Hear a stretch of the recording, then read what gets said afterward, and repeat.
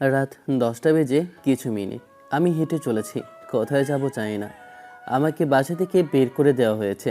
কী জন্য বের করে দেওয়া হয়েছে সেটা আপনাদের বলছি, আগে পরিচয় দিয়ে নিই। আমার নাম সিয়াম, আমার বাসা টাঙ্গাইল। আমি ইন্টার ফার্স্ট ইয়ারে পড়ি এবং আমার বাবা মোহাম্মদ হাবিবুর একজন কলেজের অধ্যাপক, মা গৃহিণী। আমার একটি বড় ভাই আছে, নাম আব্দুল্লাহ। বাকিটুকু জানতে পারবেন, সাথেই থাকুন। আমাকে বাসা থেকে বের করে দেওয়ার কারণ জানতে চাইলে 3 বছর আগে যেতে হবে। 3 বছর আগের ফ্ল্যাশব্যাক। 3 বছর আগে যখন আমি ক্লাস 8-এ পড়ি, তখন আমার ফুফাতো বোন আসে আমাদের বাসায়। সে নাকি এখানেই থাকবে, তা আমি জানতাম না। একদিন মা আমাকে বলল, সিয়াম, তুই তোর পাশের রুমটা একটু পরিষ্কার করে রাখতো, মেহমান আসবে। আচ্ছা ঠিক আছে, কিন্তু কে আসবে? তোর ফুফাতো বোন মিম আসবে আজকে, আর তোর সাথেই পড়ালেখা করবে এখান থেকে। আচ্ছা, আমি তাহলে রুমটা গুছিয়ে রাখি। মিমির আসার কথা শুনে আমি মনে মনে অনেক খুশি, কারণ আমি মিমকে অনেক আগে থেকেই পছন্দ করি, মানে ক্লাস 6 থেকে। তারপর রুমটা পরিষ্কার করে আমিও গোসল করে বের হলাম। তখন বাবা কলেজ থেকে ফোন করলো। শিয়াম, আজকে মিম আসবে, ওকে নিতে আমার যাওয়ার কথা ছিল, কিন্তু আমি আর তোর বড় ভাই কেউ এখন যেতে পারবো না। কলেজে মিটিং আছে, তুই একটু মিমকে নিয়ে আয়। ঠিক আছে বাবা, কিন্তু আমার কাছে তো টাকা নাই। ঠিক আছে, আমি তোর বিকাশে টাকা পাঠিয়ে দিচ্ছি, এখনই চলে আসবে মিম, তুই তাড়াতাড়ি যা। এই বলে বাবা কল কেটে দিল। আর একটু পরেই আমার বিকাশে 5,000 টাকা চলে আসলো। এখন ভাবছেন এত টাকা কেন দিল? আমি কখনো বাবার কাছে টাকা চাই না। আমার যাবতীয় সকল প্রয়োজন বাবাই সব নিজে থেকেই পরিশোধ করেছেন। আমি কখনো বাবার কাছে টাকা চাইনি, এই প্রথম টাকা চাইলাম। তো যাই হোক, আমি স্টেশনের দিকে রওনা দিলাম। 10 মিনিটেই পৌঁছে গেলাম, কারণ কাছেই ছিল। একটু পর একটা ট্রেন আসলো। ট্রেন থেকে একটা মেয়ে নেমে আমার কাছে এসে বলল, তুমি সিয়াম তো? হিজাবের কারণে চিনতে অসুবিধা হলেও চোখ দেখে চিনতে পারলাম এটা মিম। আমি বললাম, হ্যাঁ আমি সিয়াম। আর এমন ভাব করছো যেন আমি তোমাকে চিনতে পারবো না মিম। তুমি আমাকে কিভাবে চিনতে পারলে? মনে মনে বললাম, তোমার চোখ দেখে। আরে এটা তো সহজ ব্যাপার, আমি মিমকে নিতে এসেছি মানে তোমাকে। আরে তুমি যখন বললে আমি সিয়ামকে না, তখনই সব পরিষ্কার হয়ে গেল আমার কাছে যে তুমিই মিম। তুমি তো দেখছো অনেক চালাক হয়ে গেছো। তাহলে এখন চলো সামনে ফুচকার দোকানে, ওইখানে গিয়ে ফুচকা খাবো, তারপর বাসায় যাবো। চলো। তারপর আমি মিমকে নিয়ে ফুচকা খাইয়ে বাসায় চলে আসলাম। রাতে বাবা বলল, মিম, তুমি কি সব কাগজপত্র নিয়ে এসেছো? হ্যাঁ মামা, সব কিছু নিয়ে এসেছি। তাহলে তো ভালোই। আর শিয়াম শোন, আমি হেড স্যারের সাথে কথা বলে রাখছি, তুই কালকে সব কাগজপত্র নিয়ে যে মিমকে ভর্তি করে দিবি। ঠিক আছে বাবা। পরদিন আমি মিমকে নিয়ে ভর্তি করে দিলাম। তারপর আমরা দুজন ঠিকমতো স্কুলে যাই, একসাথে বেড়াতে যাই, সবসময় একসাথেই থাকি। আমি আর আগের মতো চুপচাপ শুধু পড়ালেখা করতাম না, পড়ালেখার পাশাপাশি সব কিছু এনজয় করতাম। মিম আসার পর আমার সব কিছু একদম পরিবর্তন হয়ে যায়। বলতে গেলে মিমকে আমি ভালোবেসে ফেলেছি। কিন্তু একটা দিনের পর সব কিছু বদলে যায়। আমরা যখন ক্লাস 10-এ উঠলাম, তখন স্কুলের কিছু বকাটে ছেলেরা মিমকে ডিস্টার্ব করতো। একদিন আমরা দুজন স্কুলে একসাথে গেলাম, কিন্তু আমি একটু বন্ধুর সাথে আড্ডা দিতে যাচ্ছিলাম আর মিম যাচ্ছিল কমন রুমে। ঠিক তখনই ওই বকাটে কবির মিমকে নিয়ে উল্টাপাল্টা বলতে শুরু করে। আমি আর এক মুহূর্ত না দাঁড়িয়ে স্কুলের মাঠ থেকে স্টাম্প নিয়ে কবিরকে ইচ্ছা মতো পিটালাম। পিটাতে পিটাতে যখন রক্ত বের হয়ে যায়, তখন মিম আমাকে টেনে সরিয়ে নেয়। তখনই সেখানে স্যার আসে, এসেই বলে, সিয়াম, এখানে কি হয়েছে? মারামারি করছিলে কেন? স্যার, ওরা মেয়েদের বাজে কথা বলছিল আর বাজে ইশারা করছিল, তাই স্যার ওদের মেরেছি।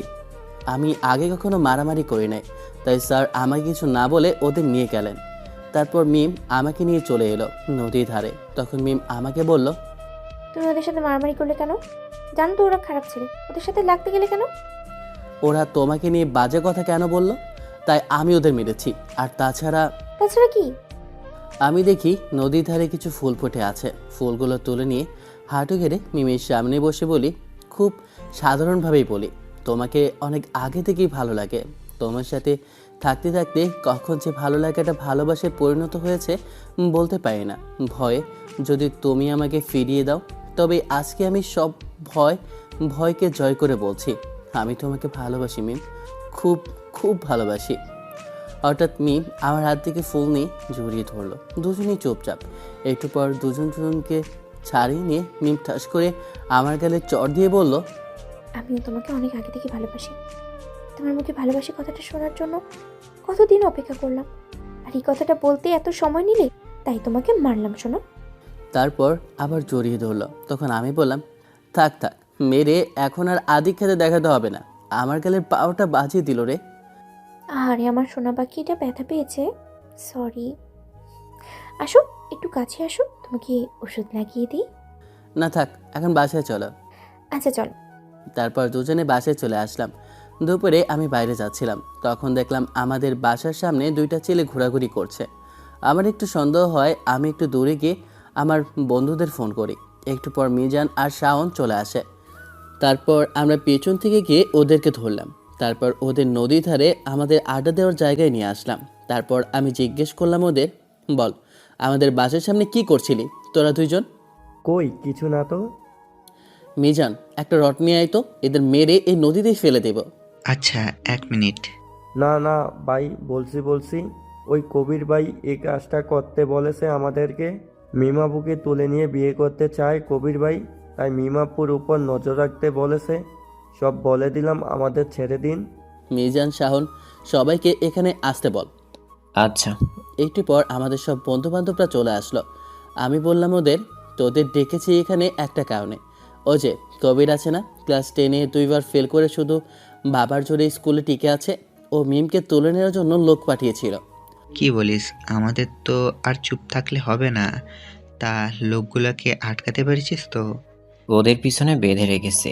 আচ্ছা, যে কারণে ডাকলাম, কবির আজকে মিমকে, কালকে তো তোদের বোনেদেরও টার্গেট করতে পারে। এখনই আমাদের মাঠে নামতে হবে, কি বলিস? ঠিক আছে, কাল থেকে স্কুলে কোনো অন্যায় হতে দিব না। তাহলে ওদের কয়েক ঘা ডান্ডা মেরে ছেড়ে দে। যাদের আটকে নিয়ে এসেছিলাম, আমি একটু বাসায় যাব। আচ্ছা তুই যা। তারপর আমি বাসায় চলে আসলাম। ওই দিনের পর থেকে আমাদের ফ্রেন্ড সার্কেলের সবাই স্কুল এবং কলেজে সব অন্যায়ের বিরুদ্ধে প্রতিবাদ করতে থাকে। এর ফলে কবিরের সঙ্গেও কয়েকবার মারামারি হয়, কিন্তু কবিরকে মার খেতে দেখা একজনের সহ্য হয় না। আড়াল থেকে প্রতিশোধ নেওয়ার জন্য মরিয়া হয়ে যায়, কিন্তু কোনো সুযোগ পায় না। তাই একটা প্ল্যান করে সিএমের সাথে বন্ধুত্ব করার চেষ্টা করে। দেখতে দেখতে আমাদের এসএসসি পরীক্ষা চলে আসে। আমি সারাদিন যাই করি, কিন্তু মিমকে সময় দিতে আর নিজের পড়াশোনা করতে ভুলি না। পরীক্ষার পর এর ফলে এসএসসি পরীক্ষায় দুজনেই খুব ভালো ফলাফল করি, আর আমার বন্ধুরা ভালো ফলাফল করে। মিম আর আমার সম্পর্কও অনেক গভীর হয়। দুজন দুজনকে ছাড়া থাকতেই পারি না। আমরা সবাই একই কলেজে ভর্তি হই, নিয়মিত ক্লাস করতে থাকলাম।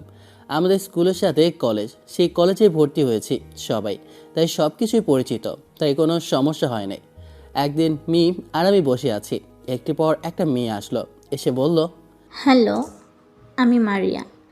আমি এই কলেজে নতুন, তাই আমার কোনো বন্ধু নাই। আমার বন্ধু হবেন। বন্ধু হতে এসেছো, আবার আপনি করে বলছো, এটা কেমন কথা? বন্ধুত্ব করতে চাইলে তুই করে বলতে হবে। Oh sorry. আচ্ছা ঠিক আছে, তুই করেই বলবো। একটু অপেক্ষা কর, আমাদের আরও বন্ধু বান্ধব আছে, সবার সাথে পরিচয় করিয়ে দিই। একটু পর সবাই আসলো। মারি নামের মেয়েটাকে সবার সাথে পরিচয় করিয়ে দিল মিম। তারা বন্ধু হয়ে গেল। তারপর সবাই ক্লাসে চলে গেল। ক্লাস শেষ করে মিম আর সিয়াম চলে গেল বাসায়। এরপর মারিয়া জিজ্ঞেস করলো শাওনকে, আচ্ছা শাওন, মিম আর সিএমের মধ্যে কি কিছু চলে নাকি? মানে দুজনে কি রিলেশনে আছে? হ্যাঁ, ওরা দুজন লাভ বার্ড, সারাদিন একসাথেই থাকে। আরও কিছুক্ষণ গল্প করে মারিয়া ওদের কাছ থেকে বিদায় নিয়ে চলে যায়। মারিয়া বাসায় যেতে যেতে মনে মনে বলে, ধীরে ধীরে কাজ করতে হবে, তারপর দেখাবো আমার ভাইকে মারার পরিণাম। এদিকে পরদিন আমি মিমকে বললাম, জান আজকে তুমি একাই চলে যাও, আমার আসতে একটু লেট হবে। ওদের সবাইকে ডেকেছি একটু কাজে। আচ্ছা, তবে বাসায় তুমি ম্যানেজ করো। তারপর বাসায় কোনোভাবে ম্যানেজ করে আমি চলে গেলাম বন্ধুদের সঙ্গে একটা জরুরি ব্যাপারে কথা বলতে। এদিকে মিম একাই কলেজে চলে গেল। মিমকে কলেজে একা ঢুকতে দেখে মারিয়া কাকে যেন কল করলো। একটু পর কবির চলে আসলো। মিম ক্যান্টিনে বসে ফুচকা খাচ্ছিল। এমন সময় কবির এসে বিভিন্নভাবে ডিস্টার্ব করতে থাকে। এক পর্যায়ে মিম চলে আসতে নিলে সেখান থেকে কবির মিমের ওড়না ধরে টান দেয়। এমন সময় আমি আর আমার বন্ধুরা সেখানে গিয়ে কবিরকে ইচ্ছা মতো পিটাতে থাকি। এক পর্যায়ে আমি জুতা খুলে কবিরকে জুতা দিয়ে পিটাতে পিটাতে কলেজ থেকে বের করে দিই। এটা দেখে একজন রাগে গজগজ করতেছে। আজকে প্রতিশোধ নিতে চায় নিজের ভাইয়ের অপমানের। আমি কবিরকে মেরে কলেজ থেকে বের করে দিয়ে মিমকে একটা রিকশায় বাসায় পাঠিয়ে দিলাম। তারপর একটা জায়গায় শান্তভাবে বসে নিজের রাগ কমানোর চেষ্টা করছিলাম। কিছুক্ষণ পর আমি ক্লাসের দিকে যাচ্ছিলাম, তখন মারিয়া আমার হাত ধরে একটানে পাশের একটা ফাঁকা ক্লাসের ভিতরে নিয়ে গেল। তারপর দরজা আটকে দিয়ে নিজের কাপড় ছিটতে ছিটতে বলে, তুই আমার ভাইকে অপমান করে আসছিস? কিছু বলিনি, আজকে একদম বেশি বেশি করে ফেলেছিস। এর সাজা আমি তোকে দেব। এই বলে চেঁচামেচি শুরু করলো। আমি বলছি, প্লিজ আমাকে অন্য যে কোনো শাস্তি দে, আমি রাজি, কিন্তু এই ক্ষতিটা করিস না দয়া করে। কিন্তু মারিয়া তা মানল না। এক পর্যায়ে কলেজের সবাই চলে আসলো। মারিয়া কান্না করে সবাইকে বলছে আমি নাকি ওর ইজ্জত লুটে নিতে চেয়েছি। কলেজের সবাই আমাকে দোষারোপ করছে, সবাই আমাকে ধর্ষক ভাবছে। এক পর্যায়ে স্যার এসে আমাকে হেড স্যারের রুমে নিয়ে গেল। তখন স্যার বললেন, সি সি সিয়াম, তোমার কাছ থেকে এটা আশা করিনি। কলেজের সবচেয়ে ভদ্র ছেলের মধ্যে যে একজন, তার কাছ থেকে এমন একটা সি, আমার মুখে বলতেও লজ্জা করছে। তোমার বাবা এই ঘটনার দ্বারা কতটা লজ্জা অপমানিত এখান থেকে চলে গেছে জানো? তোমাকে পুলিশে দিতে চাচ্ছিলাম, কিন্তু তোমার এর আগে কখনো খারাপ রেকর্ড নেই, তাই দিলাম না। এই নাও তোমার টিসি, তোমাকে আমাদের কলেজে রাখা সম্ভব না। আমি কিছু বলতে পারছি না, আমার হাত পা অবশ হয়ে গেছে। আশেপাশে কোনো বন্ধুদেরও দেখছি না। কোনো মতে বাসার দিকে রওনা দিলাম। বাসায় পৌঁছে কলিং বেল দেব, এমন সময় মিম দরজা খুলে কান্না করতে করতে চোখ ফুলে গেছে, লাল হয়ে গেছে। মিম আমার কলার ধরে বলে, চরিত্রহীন লম্পট লুচ্চা, তোর যদি এতই দেহর দরকার ছিল আমাকে বলতি, আমার দিকে তোকে সব কিছু দিয়ে দিতাম। তোকে কি আমি কম ভালোবেসেছিলাম? তুই আমার সাথে এরকমটা করতে পারলি? হঠাৎ একটা ব্যাগ আমার মুখের উপরে এসে লাগে। দেখতে পাই মা বাবা দুজনেই দাঁড়িয়ে আছে। তারাই ব্যাগটা ছুঁড়ে মারে আমার মুখে। আমি বললাম, মা বাবা তোমরা বিশ্বাস করো আমি এমন কিছু করিনি, ও প্রতিশোধ নেওয়ার জন্য এমন করেছে। ও হচ্ছে কবিরের। আর কিছু বলতে দিল না। আর একটা বার তোর ওই নোংরা মুখ দিয়ে আমাদেরকে মা বাবা ডাকবি না। আমাদের একটা সন্তান ছিল, সে মরে গেছে। তুই আর এই বাড়ির দিকে কখনো আসবি না। এভাবে আমাকে বাসা থেকে মিথ্যা অপবাদে বের করে দেওয়া হয়। বর্তমানে বাসা থেকে বেরিয়ে বন্ধু বান্ধবদের সাথে না দেখা করে চলে আসলাম এক অজানা গন্তব্যের দিকে। রাত 10টা বাজে। খোদায় আমার পেটে ইঁদুর দৌড়াচ্ছে। পকেটে হাত দিয়ে দেখি 500 টাকা আছে। তাই সামনে একটা হোটেল দেখলাম, সেখানে গিয়ে কিছু খেলাম। সাথে থাকলো আরও 270 টাকা। কী থেকে কী করব কিছু বুঝে উঠতে পারছি না। রাত গভীর হতে থাকলো। আমি কোনো থাকার জায়গার ব্যবস্থা করতে পারছি না। এদিকে সব রকম টেনশনে আমার মাথা ব্যথা করতে লাগলো। আমার ছোটবেলা থেকে এই রোগটা, একটু বেশি চিন্তাভাবনা করলেই মাথা ব্যথা করে। চোখে ঝাপসা দেখি, কোনো কিছুই করতে পারি না। মাথা ব্যথা নিয়ে আমি আস্তে আস্তে এগিয়ে যাচ্ছিলাম। মাথা ব্যথা তো প্রচণ্ড পরিমাণে বেশি হতে থাকলো। তাই আমি ফুটপাতের একটা জায়গায় বসলাম। ব্যাগটা খুলে দেখি ব্যাগে কিছু আছে নাকি। ব্যাগে দেখলাম এক সেট কাপড়, আমার আর কিছু টাকা। দেখলাম 5,000-এর মতো টাকা আছে। আমি টাকাগুলোকে খুব যত্নে রাখলাম। আশেপাশে তাকিয়ে দেখি কেউ নেই। হঠাৎ কিছুক্ষণ পর পর 2-1টা করে গাড়ি যাচ্ছে। আমার মাথা ব্যথা প্রচণ্ড তীব্র হচ্ছে। তাই আমি ওষুধ কিনতে পেছনের দিকে যেতে থাকলাম। কখন যে ফুটপাত থেকে রাস্তায় চলে এসেছি সেই খেয়ালই নেই। হঠাৎ একটা গাড়ি এসে আমাকে সজোরে ধাক্কা মেরে চলে যায়। আশেপাশে কেউ নেই। আমার চোখ দুটো বন্ধ হয়ে আসছে। আর কিছু বলার আগেই চোখ দুটো বন্ধ হয়ে যায়। এদিকে মারিয়া সিয়ামকে ফাঁসিয়ে বাসায় গিয়ে আনন্দ উল্লাস করতে থাকে। কবির বলে, এখন পথের কাটা সিয়াম নেই, মিমকে জোর করে তুলে নিয়ে বিয়ে করব আমি। ভাইয়া, তোর জন্য এত কিছু করলাম, এর বদলে আমি কিছু পাবো না? পাবি সব কিছুই পাবি। আগে আপাতত তুই একটু ঘুরে আয় কোনো জায়গা থেকে, তোর এই ট্যুরের সব টাকা আমি দিব। ঠিক আছে ভাইয়া, আমি তাহলে কালকেই চলে যাব, একটা লম্বা ট্যুর দেব। এদিকে সিয়ামের বন্ধুদের কানে এসব খবর চলে যায়। তারা সিয়ামকে খুঁজতে থাকে সব জায়গায়, কিন্তু এর কোনো জায়গায় খুঁজে পায় না। তাদের মনে হয় কলেজে তো সকল রুমেই সিসি ক্যামেরা লাগানো আছে, সিসিটিভি ফটো চেক করলেই তো হয়। তারপর সিয়ামের বন্ধুরা সবাই কলেজে চলে আসে। সিয়ামের কোনো খোঁজ খবর নাই। কলেজে এসে ওই রুমেই যায়, গিয়ে দেখে ওই রুমে সিসিটিভি ক্যামেরা আছে, কিন্তু নষ্ট অবস্থায়। তাদের সব আশা নিমিশেই ভঙ্গ হয়ে যায়। কিন্তু বারান্দার সিসি ক্যামেরা এখনও চলছে। তাই তারা হেড স্যারের কাছে থেকে অনুমতি নিয়ে সিসি ক্যামেরার ফুটেজ দেখতে চায়। হেড স্যার বলে, তোমাদের মতো আমারও একই ইচ্ছা। আশা করি সিএম নির্দোষ প্রমাণিত হবে। এই যে নাও দেখো সিসিটিভির ফুটেজ। তারপর সবাই মিলে সিসিটিভি ফুটেজ দেখতে পায়। সিয়াম মন খারাপ করে বারান্দায় আসছিল হেঁটে। তখনই মারিয়া নামের মেয়েটি সিয়ামকে আচমকায় টান মেরে রুমের ভিতর নিয়ে যায়।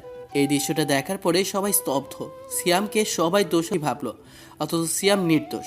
এসব কাহিনী সিয়ামের বাবা মা পেছন থেকে শুনলো। সে সামনে গিয়ে সে বলল, স্যার আমি কি ফুটেজটা দিতে পারি? অবশ্যই নিন, আর সিয়ামকে দ্রুত সম্ভব কলেজে আসতে বলবেন। মারিয়াকে কঠোরভাবে জিজ্ঞাসাবাদ করা হবে, আর সিয়ামকে সসম্মানে এই অপবাদ থেকে মুক্তি দেওয়া হবে। এই কথাটা শোনার পর আমার বাবার চোখে পানি। তিনি ফুটেজটা নিয়ে বাসায় চলে গেলেন। বাসায় যাওয়ার পর মা বললেন, শুনছো মিম নাকি ওদের বাসায় চলে যাবে? কি হলো, কিছু বলছো না যে? তখনই সিয়ামের বাবা চোখ দিয়ে পানি পড়তে শুরু করলো। এটা দেখেই আমার মা বললেন, কি হলো, তোমার চোখে পানি কেন? কোনো বড় দুঃসংবাদ? তারপর আমার বাবা ফোনটা এগিয়ে দিলেন সে আমার মার দিকে।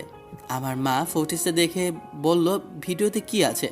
পেছন থেকে মিম বলল, মামি আমি ভিডিওটা দেখি। মিম ভিডিওটা দেখে বলে, মামা ভিডিওতে যেটা দেখলাম এটা কি সত্যি? বলুন সত্যি। আমরা যাকে এত অপমান অবহেলা করে বের করে দিলাম বাসা থেকে, সে আসলে নির্দোষ। একটা মেয়ের কথায় পরে আমার ছেলেকে আমি নিজের হাতে বাড়ি থেকে বের করে দিলাম। আমার মাও কান্না শুরু করলো। আর সিয়ামের বন্ধুদের কাছ থেকে খোঁজ নিতে থাকলেও যে সিয়াম তাদের কাছে গেছে কিনা। মিম ঠিক করলো আর এখানে থাকবে না, তাই সে চলে গেল তার বাড়ি। মিমের মনে তাও সন্দেহ দূর হচ্ছে না, একটা মেয়ে তার নিজের ইজ্জতের বিষয়ে নিশ্চয়ই মিথ্যা বলবে না। মিমের মনে এখনও সিয়ামের প্রতি ঘৃণা কাজ করছে, কিন্তু আবার ভালোবাসাও কাজ করছে। এদিকে সিয়ামের আস্তে আস্তে চোখ খুলছে, নিজেকে একটা বন্ধ করে আবিষ্কার করছে। ঘরে শুধু নিবি নিবি কিছু আলো, কেমন ঠান্ডা মনে হচ্ছে এসির বাতাস। আশেপাশে ভালোভাবে খেয়াল করে দেখলো সে হাসপাতালে আসে। সে নাড়াচাড়া করার চেষ্টা করলো, কিন্তু তার সারা শরীর ভালোভাবে প্লাস্টার করা। সামনে ঘড়ির দিকে তাকিয়ে দেখে রাত 2টা বাজে। সিয়াম আর ঘুমাতে পারে না। সকালে একজন নার্স আসে তাকে দেখতে। নার্স দেখতে পায় সিয়ামের চোখ খোলা, সাথে সাথে ডাক্তারকে খবর দেয়। ডাক্তার এসে ভালোভাবে চেক আপ করে সিয়ামের অবস্থা, তারপর একজনকে ফোন দেয়। একটু পর একজন ভদ্রলোক আসে। ডাক্তার, রোগী কি এখন কথা বলতে পারবে? হ্যাঁ, কথা বলতে পারবেন, কিন্তু কম। ঠিক আছে ডাক্তার, আমি একটু কথা বলতে চাই। ঠিক আছে। তারপর ভদ্রলোক ডাক্তারের সাথে কথা বলে আমার কাছে এলেন, আমার পাশে বসলেন। তারপর বললেন, তোমাকে 2 মাস আগে অ্যাক্সিডেন্ট অবস্থায় পেয়েছিলাম রাস্তায়। তোমার বাড়ির লোকের ব্যাপারে কিছু মনে আছে? নির্দ্বিধায় বলতে পারো। তোমার নাম কি? কি? আমি এখানে 2 মাস ধরে আছি? আমার নাম সিয়াম। আমার বাড়ির লোক বলতে কেউ নেই। আমাকে বাসা থেকে বের করে দেওয়া হয়েছে, তাই আমি আর আমার বাসার সম্পর্কে বলতে চাই না। আচ্ছা, তাহলে তুমি এখন রেস্ট নাও, আমি পরে আসছি। ঠিক আছে। ভদ্রলোক চলে গেলেন। আমি এদিকে টেনশনে আছি। 2 মাস ধরে হাসপাতালে আছি, এত বিল কিভাবে দেব? এইসব ভাবতে ভাবতে আমার চোখে ঘুম চলে আসলো। আমি আবার ঘুমিয়ে পড়লাম। এদিকে মিম দোটানার মধ্যে পড়েছে। একবার ভাবছে সিয়াম নির্দোষ, আবার ভাবছে মারিয়া নিজের ইজ্জতের কথা নিশ্চয়ই মিথ্যা বলবে না। এইসব চিন্তা করতে করতে মিম ডিপ্রেশনে চলে যায়। তাই মিমের বাবা মা ঠিক করলো মিমকে ঢাকায় মিমের চাচার বাসায় পাঠাবে। চাচা চাচি ছাড়া কেউ থাকে না বাসায়। মিমের চাচাতো ভাই বিয়ে করে আরেক বাসায় থাকে, তাই মিম সেখানে থেকে পড়াশোনা করে যেতে পারবে। এদিকে সিয়ামের বাসায় সবটা জানার পর সিয়ামের বাবা মা খুব ভেঙে পড়ে। সিয়ামের বন্ধুরা তাদের খুঁজে বের করবে, কিন্তু সিয়ামের বন্ধুরাও কোনো খোঁজ পায় না। সিয়ামের বাবাও কলেজে এখন নিয়মিত যায় না। হেড স্যার যে ঘোষণা করতে চেয়েছিলেন মারিয়ার অনুপস্থিতির কারণে তা করতে পারেনি। এদিকে সিয়ামের চোখ খুলে সকালবেলা দেখে একজন ভদ্রমহিলা বসে আছেন, সাথে একটি মেয়ে ক্লাস 6 বা 7-এ পড়ে হয়তো। একটু পর কালকে সেই ভদ্রলোকটি আসেন। আমি চোখ খুলেছি, ওনার এখনও সেটা খেয়ালই করেনি। হঠাৎ ডাক্তার এবং নার্স চলে আসে, আমার চেক আপ করে চলে যায়। তখনই ভদ্রলোকটি বলে, সিয়াম, এখন কেমন আছো? আলহামদুলিল্লাহ, আগে থেকে অনেক ভালো অনুভব করছি। আমাদের পরিচয় তোমাকে দেয়া হয়নি। আমার নাম মোহাম্মদ আব্দুর রহমান।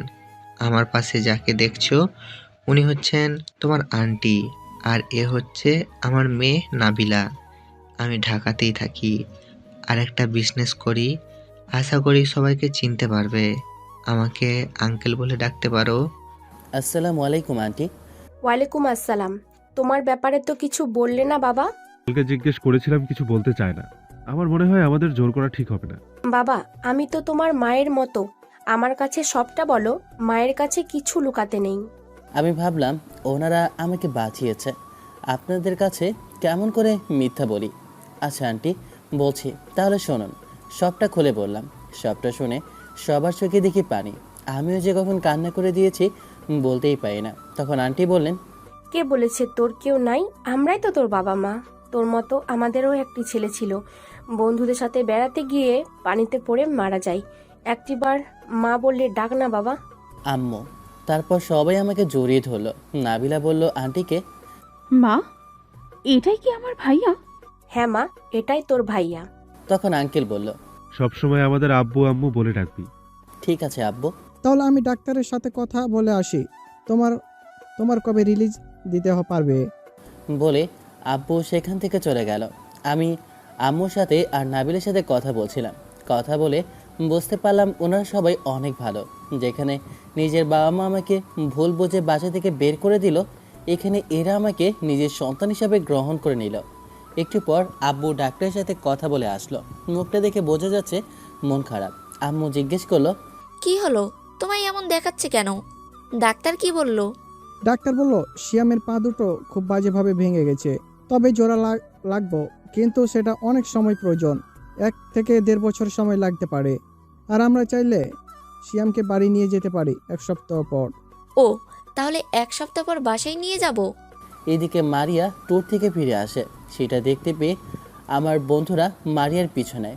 মারিয়া সোজা চলে যায় একটা কফি শপে। আমার বন্ধুরা পিছে নিয়ে সেখানে চলে যায় এবং তাদের সকল কর্মকাণ্ড রেকর্ড করতে থাকে। মারিয়া একটা ছেলের সাথে বসেছিল। ছেলেটি মারিয়াকে বলে, এতদিন আমি তোমাকে জিজ্ঞেস করলাম কি কারণে তুমি ট্যুরে গিয়েছিলে, আমাকে তো বলনি, এখনই বলো। আরে বলছি, তখন ফোনে বলা উচিত হবে না বলে বলিনি। আমাদের কলেজে একটা ছেলে আছে, নাম হচ্ছে সিয়াম। আমার ভাই কবিরকে তো চেনো। আমার ভাই একটা মেয়েকে পছন্দ করত, কিন্তু বারবারই বাধা হয়ে দাঁড়াতো সিয়াম। তাই একটু অভিনয় করে সিয়ামের নামে ধর্ষণের মিথ্যা অপবাদ দিয়ে ওকে বাসা থেকে প্লাস কলেজ থেকে বের করে দিয়েছি। তাই কবির আমাকে টাকা দিয়েছে, সে টাকা দিয়ে এত বড় একটা ট্যুর দিয়ে আসলাম। সব রেকর্ডিং নিয়ে আমার বন্ধুরা চলে যায় প্রিন্সিপাল স্যারের কাছে। সব প্রমাণ জমা দেয় তারা। প্রিন্সিপাল স্যার সবাইকে ডেকে পাঠায়। কালকে সকল শিক্ষার্থীদের কলেজে উপস্থিত থাকার জন্য আদেশ করে। সবার সামনেই এটার বিচার হবে। এদিকে মিমের বাবা মা মিমকে তার চাচার বাসায় পাঠিয়ে দেয়, তাই মিমের আসল সত্যটা জানা হলো না। পরদিন কলেজে প্রিন্সিপাল স্যার সবার সামনে মারিয়ার বাবা কবির আর মারিয়াকে সব কিছু জিজ্ঞেস করে, কিন্তু সবার সামনে মারিয়া সব কিছু অস্বীকার করে। তখন প্রিন্সিপাল স্যার সিয়ামের বন্ধুদের দেওয়া ভিডিও রেকর্ডিংটা সবার সামনে দেখায় এবং বলে, তোমরা যদি এরপরও মিথ্যা বলার চেষ্টা করো, আমি পুলিশের হাতে তোমাদের দিতে বাধ্য হব। স্যার, আমি সব কিছু বলছি সবার সামনে, তাও পুলিশে দিয়েন না। তারপর মারিয়া সবার সামনে দোষ স্বীকার করে এবং সবার কাছে ক্ষমা চায়। কলেজের সবাই অবাক হয়ে যায়। তারা ভাবতে থাকে সিয়ামকে কত কথা শোনালো তারা। সিয়ামকে কথা শুনিয়ে সবাই অনুতপ্ত। মারিয়া আর কবিরকে ওয়ার্নিং দিয়ে ছেড়ে দেওয়া হয়। মারিয়ার বাবা খুবই লজ্জিত হয়ে চলে যায় সেখান থেকে। এদিকে সিয়ামের বাবা অনেক কান্না করে নিজেদের কাজের জন্য। সিয়ামকে ভুল বুঝে বাসা থেকে তাড়িয়ে দিয়েছে। সিয়ামের বন্ধুরা সিয়ামের বাবা মাকে সান্ত্বনা দিচ্ছে, কিন্তু কিছুতেই তারা শান্ত হতে পারছে না। তখন উপায় না পেয়ে সিয়ামের বন্ধুরা সিয়ামের বড় ভাই আবদুল্লাহকে ফোন করে সবটা জানায়। আবদুল্লাহ ঢাকায় একটা বিজনেস শুরু করে বন্ধুদের সাথে শেয়ারে, তাই 3-4 মাস ধরে বাসায় নাই। সিয়ামের বন্ধুরা যখন সবটা জানায় আবদুল্লাহকে, তখনই সে টাঙ্গাইলের উদ্দেশ্যে রওনা দেয়। সাথে আয়শা হচ্ছে আবদুল্লাহর গার্লফ্রেন্ড। এদিকে সিয়ামকে হাসপাতাল থেকে 1 সপ্তাহ আগেই নিয়ে আসা হয় নাবিলাদের বাসায়। সিয়ামকে একটা হুইল চেয়ারে বসানো হয়। সিয়াম এটাতে খুব ভালোভাবে চলাচল করতে পারে। সিয়াম বলে, মা বাবা যখন ডেকেছিস, আবার ঋণের কথা মুখে আনছিস কেন? তুই আমাদের সন্তানের মতো না, আমাদের সন্তানই। আর সন্তান কখনো মা বাবার কাছে ঋণী থাকে না।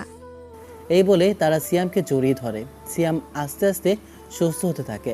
এদিকে সিয়ামের বন্ধুরা সিয়ামের বাবা মাকে বুঝিয়ে বাসায় পাঠিয়ে দেয় এবং প্রিন্সিপাল স্যার সিয়ামের বাবাকে কিছুদিনের জন্য ছুটি দেয়। আর আমার ভাই আসে, সাথে আয়শা এসে দরজায় নক করে।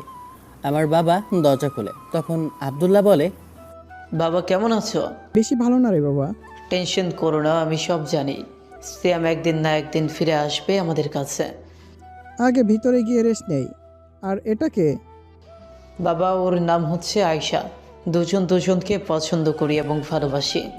আমাদের এখানে আসার একটা কারণ হচ্ছে তোমাদের সাথে আয়শার দেখা করানো। আসসালামু আলাইকুম আঙ্কেল। ওয়ালাইকুম আসসালাম। আচ্ছা আব্দুল্লাহ, তাহলে ওকে একটা রুম দেখিয়ে দে, আর তুই ফ্রেশ হয়ে নিচে আয়। আমার মা তো রান্না করে রান্না করছিল। আব্দুল্লাহ আসে তাই আরও রান্না করতে লাগলো। যেহেতু আব্দুল্লাহর আসতে বিকেল হয়ে গিয়েছিল, তাই বিশ্রাম নিয়ে একদম রাতে সবার সাথে কথা হয় আব্দুল্লাহ। বাবা মা, দেখো সিয়ামের সাথে যা হয়েছে এটা একটা অ্যাক্সিডেন্ট। ভুলে যাও, অসুবিধা নেই। সিয়ামকে খুঁজে বের করব আমরা। হয়তো একটু অভিমান করে চলে গেছে কোনো জায়গায়। 2-4-6 মাস পর রাগ অভিমান কমলেই চলে আসবে। ঠিক বলেছিস, হয়তো কোনো বন্ধুর বাড়িতে গেছে, আমাদেরকে বলতে বারণ করেছে। এই সব কিছু বলার পর আশার ব্যাপারেও সব কিছু মেনে নেয় আমার বাবা মা। আব্দুল্লাহর সাথে আশার বিয়ে দেওয়া হবে। কিছুদিন পর আমি আসলে আব্দুল্লাহ এসে আমার মা বাবার অপরাধবোধ অনেকটাই কমিয়ে দিয়েছে। 5 মাস পর আমি হুইল চেয়ারের সাহায্যে চলতে পারি। 2 হাতে 2 পাশে লাঠির সাহায্যেও কিছুটা পথ অতিক্রম করতে পারি। তাই আব্বু ঠিক করলো আমাকে কলেজে ভর্তি করে দিবে। যেহেতু আমার কাছে সব কিছু ছিল টিসিও, আমি বাসায় পড়ালেখা করে যতদিন পর্যন্ত কলেজে না যেতে পারি শুধু পরীক্ষা দিব। তাই আমি আর আপত্তি করলাম না। আমিও রাজি হয়ে গেলাম কলেজে ভর্তি হওয়ার জন্য। আর আমার বোন নাবিলা ভর্তি হলো ক্লাস 8-এ আমার কলেজের পাশের স্কুলে। এভাবে আমিও সব কিছু ভুলে পড়ালেখা করতে চাই। মিমের দেওয়া কষ্টটুকু আমি ভুলে যেতে চাই, যে আমাকে সন্দেহ করে, কোনো প্রকার যাচাই না করে আমাকে যাচ করে, তার সঙ্গে অন্তত সম্পর্ক করা যায় না। আমি পুরোপুরিভাবে মিমকে ভোলার চেষ্টা করছিলাম, কিন্তু পাই না। এদিকে মিম নিজের সকল প্রকার যোগাযোগ মাধ্যম বন্ধ করে রেখেছে। নিজেকে কিছুটা স্বাভাবিক করে পড়ালেখায় ফোকাস করে। আমার সকল চিন্তা মাথা থেকে ঝেড়ে ফেলে, কিন্তু তাও রাতে ঘুমাতে পারে না। সব সময় নিজের অজান্তেই আমার কথা ভাবে। সত্যি কি আমি অপরাধী? এদিকে প্রায় 1 বছর হতে চলেছে, আমার কোনো খোঁজ নাই। তাই আব্দুল্লাহকে বিয়ে করাতে চাচ্ছেন আমার বাবা মা, কারণ আমার শূন্যতা আয়শা কিছুটা হলেও পূরণ করতে চেষ্টা করবে। তাই আব্দুল্লাহ আর আপত্তি না করে বিয়ে করতে রাজি হয়ে যায় এবং তাদের বিয়েটাও হয়ে যায়। আমার বড় ভাইয়ের বিয়েটা হয়ে গেল, সবাই খুশি, সাথে একটু কষ্টও পাচ্ছেন সবাই মনে মনে। আমি থাকলে কত ভালো হতো, কত আনন্দই না করতাম। আব্দুল্লাহর বিয়ের দাওয়াত মিমকেও দেওয়া হয়েছিল, কিন্তু মিম আসে নাই। কিন্তু তার মা বাবা এসেছিল। ওনারা সিয়ামের ব্যাপারে সবটা জানেন না, তাই সিয়ামের ব্যাপারে কোনো কিছু তারা জিজ্ঞাসা করে না। এদিকে আমার পড়ালেখা ভালোই চলছিল। আমি এখন সব কিছু মানিয়ে নিতে শিখে গেছি। আস্তে আস্তে হাঁটতে পারি হুইল চেয়ার ছাড়াই। এই পরিবারের সবাই অনেক ভালো, সবচেয়ে বেশি আমাকেই সবাই ভালোবাসে। নাবিলাও তার ভাই সিয়ামকে ছাড়া কিচ্ছু বোঝে না। সব মিলিয়ে অনেক ভালোই আছি আমি। আমাকে অতীতটা কেউ মনে করার সুযোগই দেয় না। এভাবেই দেখতে দেখতে 2 বছর কেটে গেল। আমি এবার এইচএসসি দিব, তাই সব কিছুর ব্যবস্থা করে টেস্ট পরীক্ষা দিব। বিগত 2 বছরে একদিনও আমি কলেজে যাইনি পরীক্ষা ছাড়া। তাই এবার ঠিক করলাম পরীক্ষার আগে যে কদিন সম্ভব কলেজে যাব। বলে রাখা ভালো, নাবিলাও এবার এইচএসসি পরীক্ষা দেবে। আমি আব্বু আম্মুকে বললাম, আব্বু আম্মু আমি কলেজে যেতে চাই, যেহেতু আমি এখন হাঁটতে পারি একাই। কলেজে যাবে, ভালো কথা। আমি আমার বন্ধু মানে তোমাদের প্রিন্সিপাল স্যারকে বলে দেব, কোনো অসুবিধা হলে প্রিন্সিপাল স্যারকে জানাবে। তাহলে আমি কালকে থেকেই কলেজে যেতে চাই। আচ্ছা যাও। আমি ঠিক আছে বলে সেখান থেকে চলে এলাম। আমার রুমে যাওয়ার সময় দেখলাম নাবিলার রুমে নাবিলা মন খারাপ করে বসে আছে, তাই নক করলাম। কে ওখানে? আমি। ও ভাইয়া, আসো ভেতরে। ভেতরে আসতে নক করতে হয় নাকি আমার রুমে? যে কারো রুমে যাওয়ার আগে নক করতে হয়, ছোট কিংবা বড়, মনে থাকবে? মনে থাকবে। তাহলে বল, এখন মন খারাপ কেন তো? ভাইয়া, তুমি ফোন চালাও না দেখে আমিও ফোন কিনতে পারছি না, তাই মন খারাপ। আমি নাবিলার মাথায় হাত বুলিয়ে দিতে দিতে বললাম, আরে এই ছোট্ট কারণে মন খারাপ? আমি কাল থেকে কলেজে যাচ্ছি, তখন তো আমার ফোন লাগবে, তখন আমি তোর জন্য একটা কিনবো, ঠিক আছে? সত্যি ভাইয়া, আমার জন্য কিনবা ফোন? হ্যাঁ কিনবো, তবে একটা শর্ত আছে। ফোনটা হাতে পাবি তুই এইচএসসি পরীক্ষার পরে। ঠিক আছে আমার সোনা ভাইয়া। আচ্ছা, তাহলে এখন কি করতেছিলি? যদি কাজ না থাকে পড়তে বস, ভালো রেজাল্ট করতে হবে কিন্তু। আচ্ছা ভাইয়া। তারপর আমি চলে এলাম নাবিলার রুম থেকে। বিকেলে মার্কেট থেকে সব প্রয়োজনীয় জিনিস কিনলাম, সাথে 2টা ফোন। রাতের বেলা সব কিছু গুছিয়ে নিয়ে রাখলাম। সকালে সবার সাথে নাস্তা করে কলেজে যাওয়ার জন্য বেরিয়ে পড়লাম। কলেজে পৌঁছে প্রিন্সিপাল স্যারের সাথে দেখা করে সব কিছু কমপ্লিট করলাম। 1 সপ্তাহ পর থেকে আমাদের টেস্ট পরীক্ষা, তাই সকল প্রকার কাগজপত্র জমা দিয়ে ক্লাস করে চলে আসলাম বাসায়। এভাবেই টেস্ট পরীক্ষা দিলাম। এখন শুধু এসএসসি পরীক্ষার বাকি। এদিকে মিমও পরীক্ষা দেবে, তাই সে সবার সাথে দেখা করার জন্য আসে। আমাদের বাড়িতেও আসে। এসে জানতে পারে আবদুল্লাহর বিয়ে হয়ে গেছে।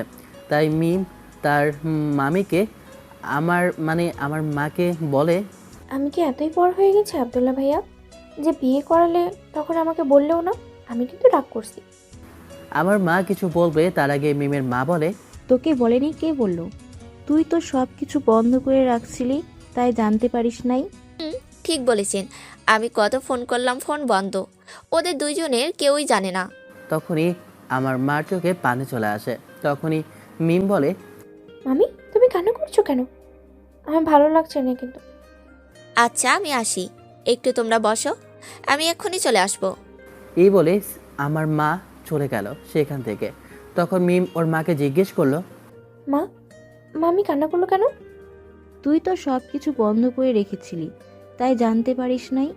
ওই দিন সিয়ামকে ফাঁসানো হয়েছিল, তাই তোর মামি এরকম কান্না করছিল। ফাঁসানো হয়েছিল মানে? হ্যাঁ, ফাঁসানো হয়েছিল। সবটা শুনে মিম একদম স্তব্ধ হয়ে যায় এবং কোনো মতে বিদায় নিয়ে বাসায় চলে যায়। নিজেকে সান্ত্বনা দিতে থাকে এবং পরীক্ষার প্রস্তুতি নিতে থাকে। আমার আশা থেকে আসার আগে বলে এসেছে পরীক্ষার পরে এখানে কিছুদিন থাকবে মিম। এদিকে আমার আর নাবিলার পরীক্ষা শুরু হয়। দুজনেই পরীক্ষা দিতে থাকে। সবাই মিলে প্ল্যান করি পরীক্ষার পর বেড়াতে যাব। প্রত্যেকটা পরীক্ষা দুজনে মিলে খুব ভালোভাবেই দিতে থাকি। দেখতে দেখতে পরীক্ষা শেষ। তাই একদিন আমি রুমে বসে ফোন চালাচ্ছিলাম, খুব কষ্ট। তার আগে আইডিটা লগ ইন করতে চেষ্টা করলাম, বারবারই ব্যর্থ হলাম কারণ পাসওয়ার্ডটা ভুলে গেছি।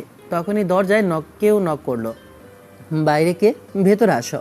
নাবিলা ভেতরে আসলো আর বলল, ভাইয়া আমার ফোনটা তো দিলে না, পরীক্ষা তো শেষ। ওহ, আমি তো ভুলেই গিয়েছিলাম।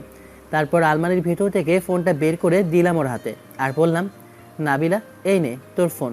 এখানে বাবাকে বলে একটা সিম কার্ড নিয়ে এই মোবাইলে দিয়ে দিয়েছে। আর সব সময় মোবাইল ফোন ব্যবহার করবি না, কাউকে নাম্বার দিবি না। আশা করি তোকে বিস্তারিত বলতে হবে না। ভাইয়া তুমি এত টেনশন করো না, কোনো সমস্যা হবে না ইনশাআল্লাহ। আচ্ছা তাহলে যা, আমি একটু ঘুমাই। তারপর নাবিলা চলে গেল আমার রুম থেকে। পরদিন সকালে নাস্তা করার সময় ডাইনিং টেবিলে যখন বসেছিলাম তখন বাবা বলল, সবাই শোনো, সামনের সপ্তাহে আমরা বেড়াতে যাচ্ছি। কোথায় আব্বু? তোর ফুপির বাসায় যাব, তবে আমি 2 দিনের বেশি থাকতে পারবো না, আমার অফিসে কাজ আছে। ঠিক আছে আব্বু। তখনই আব্বু বলল, সবার সাথে বসে খাবার খাচ্ছিলাম এবং বেড়াতে যাওয়ার প্ল্যানিং করছিলাম।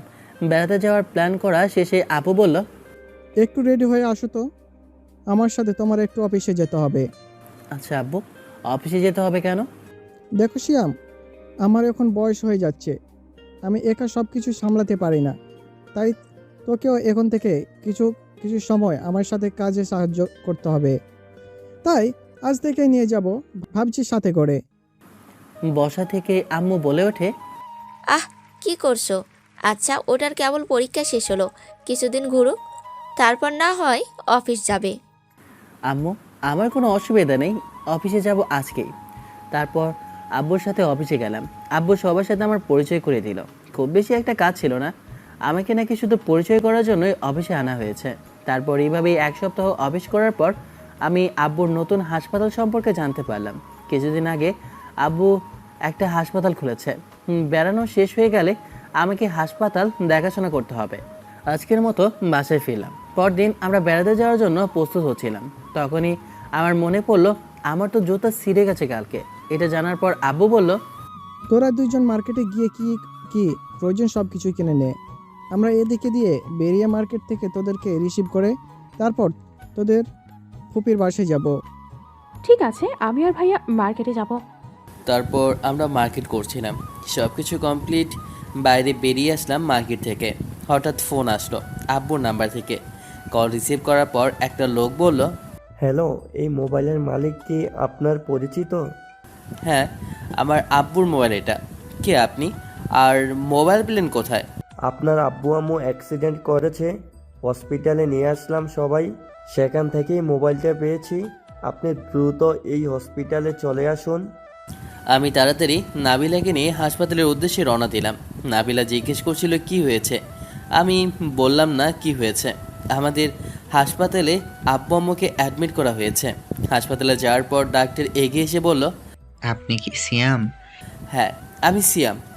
আপনি তাড়াতাড়ি আসুন, রোগীর অবস্থা খুব একটা ভালো না, আপনাকে কিছু বলতে চাই। চলুন তাড়াতাড়ি। তারপর নাবিলা, আমি আর ডাক্তার গেলাম রুমের ভেতরে। নাবিলার বাবা মার অবস্থা দেখে কান্না করতেছিল। কান্না করতে করতে অজ্ঞান হওয়ার উপক্রম। আব্বু আম্মু কাঁপা কাঁপা গলায় বলে, শিয়াম, আমরা মনে হয় আর বেশিক্ষণ বাঁচব না। ওই দিক তোমাকে অফিসে নিয়ে গিয়ে একটা কাগজে সাইন করিয়েছিলাম, কথা ছিল প্রপার্টির দলিল। জানি আগে থেকে বললে তুমি কখনো সাইন করতে না। জানতাম এক সময় কাজে লাগবে, কিন্তু সময়টা এত তাড়াতাড়ি চলে আসবে কখনো ভাবিনি। আব্বু আম্মু তোমরা এভাবে বলো না, তোমরা খুব তাড়াতাড়ি সুস্থ হয়ে পড়বে। তোমাদের ছাড়া আর কি আছে আমাদের? বাবা সিয়াম, তোমার বোনটার খেয়াল রেখো। আর আর কোনো কিছু বলতে পারলেন না? আম্মুর এই অবস্থা দেখে আব্বু ঠিক থাকতে পারলেন না। আব্বু চলে গেলেন না ফেরার দেশে। এইসব দেখে আমি মাথায় চাপ খেয়ে সেন্সলেস হয়ে পড়ে গেলাম। কিছু সময় পর জ্ঞান ফিরে দেখি নাবিলা আমার পাশে বসে কান্না করছে। আমাদের কোম্পানির ম্যানেজার মানে আব্বুর বন্ধু আসে। তারপর আত্মীয় স্বজনদের খবর দেওয়া হলো, সবাই আসলো। আম্মু আব্বুর জানাজা দাফন কাফন সব শেষ করে সবাই চলে গেল, কেউ থাকলো না। আব্বু আম্মুর সাথে সাথে আমার পড়ালেখাও চলে গেল। আমার পড়ালেখা করা হলো না। আমার ছোট বোনটাকে অনেকভাবে সান্ত্বনা দেওয়ার চেষ্টা করছি, কিন্তু পারছি না। তাকে বললেও সে এখন আর পড়ালেখা করতে চায় না। হাসপাতাল থেকে ডাক্তার বলল, আমার মাথায় আগের বার অ্যাক্সিডেন্ট হওয়ার ফলে একটু সমস্যা আছে, প্রত্যেক মাসে চেক আপ করতে হবে। যেহেতু হাসপাতাল আমাদের, তাই আর কোনো সমস্যা হয় নাই। নাবিলাকে অনেকভাবে বুঝিয়েছি পড়ালেখা করার জন্য, কিন্তু সে পড়ালেখা করতে নারাজ। কিছুদিন পর রেজাল্ট আসলো। আমরা অনেক ভালো রেজাল্ট করেছি। আমি আর কোনো ভার্সিটিতে ভর্তি হইনি। আমি এখন আব্বুর বিজনেসটা দেখাশোনা করি। এদিকে মিম আমার বাসায় বেড়াতে আসে পরীক্ষার পর। তারপরে ঘটে যাওয়া সব কাহিনী সত্যতা যাচাই করে আর মারিয়ার সাথেও কথা বলে। সব কিছু জেনে মিম একদম ভেঙে পড়ে। আবারও চলে যায় চাচার বাসায় এবং আগের মতো নিজেকে শক্ত করে পড়ালেখায় মন দেয়। কিন্তু এবার কিছুতেই আগের মতো সিয়ামকে ভুলতে পারে না। এদিকে আব্বুর অফিসে আব্বুর বিজনেস সামলায়। আমি অনেক বুঝিয়ে নাবিলাকে কলেজে ভর্তি করে দেওয়ার চেষ্টা করলে বলে আর 1 বছর পর থেকে পড়বে। আমি খুব বেশি একটা চাপ দিই না। এভাবে কেটে গেল 3 বছর। সব কিছুর একটা ব্যবস্থা করেছি। কোম্পানির জন্য এমডি পদে একজন লোক নিয়োগ দিয়েছি। আমি শুধু সব কিছুর হিসেব নিব আর জরুরি মিটিংয়ের মধ্যে উপস্থিত থাকব। 1 বছর পর নাবিলাকে ভর্তি করেছিলাম কলেজে। ভালোভাবে লেখাপড়া না করায় ইরার চেঞ্জ পরীক্ষায় ফেল করে। এর ফলে 1 বছর পিছিয়ে এবার ইন্টার দ্বিতীয় বসে সে। এখন আমার মনে হলো আমার লেখাপড়া কমপ্লিট করা দরকার। তাই আব্বুর বন্ধু মানে প্রিন্সিপাল স্যারের সাথে দেখা করলাম, সব কিছু আলোচনা করলাম। সৌভাগ্যক্রমে আঙ্কেল আমাকে তার ভার্সিটিতে ভর্তি হওয়ার সুযোগ দেয়। আমি ভর্তি হলাম, মনোযোগ সহকারে পড়ালেখা করছি। কিছু বন্ধু হয়েছে, সবাই একসাথেই থাকি। আমি সময় দিতে পারি না, কারণ আমায় মাঝে মাঝে অফিসে গিয়ে খোঁজখবর নিতে হয়, আবার হাসপাতালেও দেখাশোনা করতে হয়। আমাদের ভার্সিটি আর কলেজ পাশাপাশি হওয়ায় নাবিলার খেয়াল রাখতে পারি। নাবিলাকে আমার বন্ধুরা নিজেদের বোন হিসেবেই দেখে। আমি যদি ভার্সিটিতে না থাকি তাহলে আমার চিন্তা করতেই হয় না। আমার বন্ধুরাই নাবিলার খেয়াল রাখে। আমার বন্ধুদের পরিচয় তো দেয়াই হয়নি, প্রথমেই ওদের নাম বলে দিই। ওয়ালিদ, খালিদ, হাসান, নিলয় আর মুশফিক, এরাই হচ্ছে আমার বন্ধু। খুব বেশি দিন না হলেও ওদের সাথে আমার সম্পর্ক অনেকটা গভীর হয়ে গেছে। একদিন আমি ভার্সিটিতে গিয়ে জানতে পারলাম আমাদের ইয়ারসেন্স পরীক্ষা শুরু হবে 1 মাস পর। মনোযোগ সহকারে পড়ালেখা শুরু করলাম। বাসায় এসে দেখি নাবিলা পড়তে বসেছে, তাই আমি কিছু না বলে রান্নাঘরে রান্না করলাম। রান্না করার জন্য কাউকে রাখা হয়নি। আমি আর আমার বোনই রান্না করি। রান্না শেষে আমি গোসল করে বের হলাম, দেখি নাবিলা এখনও পড়ছে। তাই আমি কাছে গিয়ে বললাম, কি হয়েছে রে আপু, এতক্ষণ ধরে এই একটা বই নিয়ে বসে আছিস? ভাইয়া, তুমি তো জানো আমার সামনের মাস থেকে এইচএসসি পরীক্ষা। আমি সব সাবজেক্টের সিলেবাস কমপ্লিট করতে পারলেও এই সাবজেক্টটা পারছি না। কি হবে এখন? আরে গাধি, আমি থাকতে টেনশন করছিস কেন? পরীক্ষা পর্যন্ত আমার কাছে সাবজেক্ট পড়বি, আমি সব বুঝিয়ে দেব। আরে আমার মাথায় এটা আগে আসে নাই কেন? আমার লক্ষ্মী ভাইয়া থাকতে আমি টেনশন করছি কেন? আচ্ছা ঠিক আছে, আগে এখন খেয়ে নে, অনেকটা সময় ধরে পড়লি। তারপর নাবিলা আর আমি খাওয়া দাওয়া করে পড়তে বসলাম। নাবিলা যত সমস্যা ছিল আস্তে আস্তে সব বোঝাতে থাকলাম। এভাবে নাবিলার পরীক্ষা যত পড়া সব আমি নাবিলাকে পড়াতাম। এভাবেই নাবিলার পরীক্ষা শেষ হয় এবং আমার পরীক্ষা শুরু হয়। বরাবরের মতো এবারও আমার পরীক্ষা ভালোই হচ্ছে। পরীক্ষা শেষ, বন্ধুরা মিলে ঠিক করলো বেড়াতে যাবে। আমার অফিসের কাজ থাকলে আমরা যেতে পারবো না, তাই বন্ধুরা বেড়াতে যাবে না ঠিক করলো। তারপর আমি বললাম, সবাই মিলে একদিন সারাদিন খুললে কেমন হয়? কোনো একটা জায়গায় গিয়ে ট্যুর দেওয়ার, এটাই ভালো হবে। হ্যাঁ, এইটাই ভালো হবে। তবে আমার সাথে আমাদের জিএফদেরও নিয়ে যাব। সেইটা তোদের ইচ্ছা, আমি আমার বোনকে নিয়ে যাব। থাকো সবাই মিলে। সব কিছু প্ল্যান করে চলে আসলাম। শুধু শুক্রবারে বেড়াতে যাব। তারপর নির্ধারিত দিনে সবাই বেড়াতে গেলাম, অনেক আনন্দ করলাম। তারপর আসার সময় আব্বু আম্মুর কবর জিয়ারত করে রেস্টুরেন্টে ডিনার করে যে যার মতো বাসায় চলে এলাম। দেখতে দেখতে আমাদের রেজাল্টের দিন চলে আসলো। আমি চলে গেলাম ভার্সিটিতে। সকাল 11টায় ভোটে রেজাল্ট টানিয়ে দেওয়া হলো। এবার আমি প্রথম হয়েছি, সবাই আমাকে অভিনন্দন জানাচ্ছে। কিন্তু আমি প্রথম হওয়ায় একজনের নজরে পড়ি। কার নজরে পড়ি সেটা সাথে থাকেন, জানতে পারবেন। তারপর আমি প্রিন্সিপাল স্যারের সাথে দেখা করতে গেলাম। স্যার আমাকে অভিনন্দন জানালো, তারপর বলল, আচ্ছা, তোমার তো অনেক ভালো রেজাল্ট হলো। তাহলে নাবিলার কি খবর? ও রেজাল্ট দেয়নি?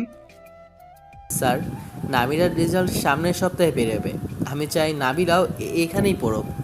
আরে, এ তো আরও ভালো হবে। রেজাল্ট পাওয়ার সঙ্গে সঙ্গে তুমি এখানে চলে এসো, আমি নাবিলাকে ভর্তি করে দেব। আচ্ছা স্যার, আমি আসি তাহলে। এই বলে ভার্সিটি থেকে চলে এলাম। এক সপ্তাহ পর রেজাল্ট বেরোলো বোনের। রেজাল্ট খুব ভালো হয়েছে, আমাদের ভার্সিটিতে ভর্তি করে দিলাম। আমি দ্বিতীয় বর্ষে ভর্তি হলাম।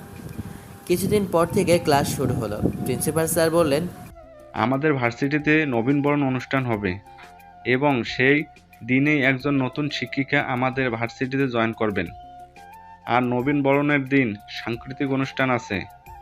যে যে বিষয়ে নাম দিতে চাও, কবিতা, আবৃত্তি, গান, নাচ ইত্যাদিতে নাম দিতে পারো। আর সিয়াম সেই অনুষ্ঠানে নতুন টিচারকে স্বাগত জানাবে, কারণ আমি ফার্স্ট বয় তাই। ঠিক আছে স্যার। এরপর প্রিন্সিপাল স্যার চলে গেলেন। এদিকে সিয়ামের ওপর কেউ নজর রাখছিল। সিয়ামের সাথে নাবিলাকে দেখে সে ভাবে নাবিলা হয়তো সিয়ামের জিএফ, কিন্তু পরে যখন দেখে নাবিলা সিয়ামের বোন, তখন সে ঠিক করে নবীনবরণের দিন সিয়ামকে প্রপোজ করবে।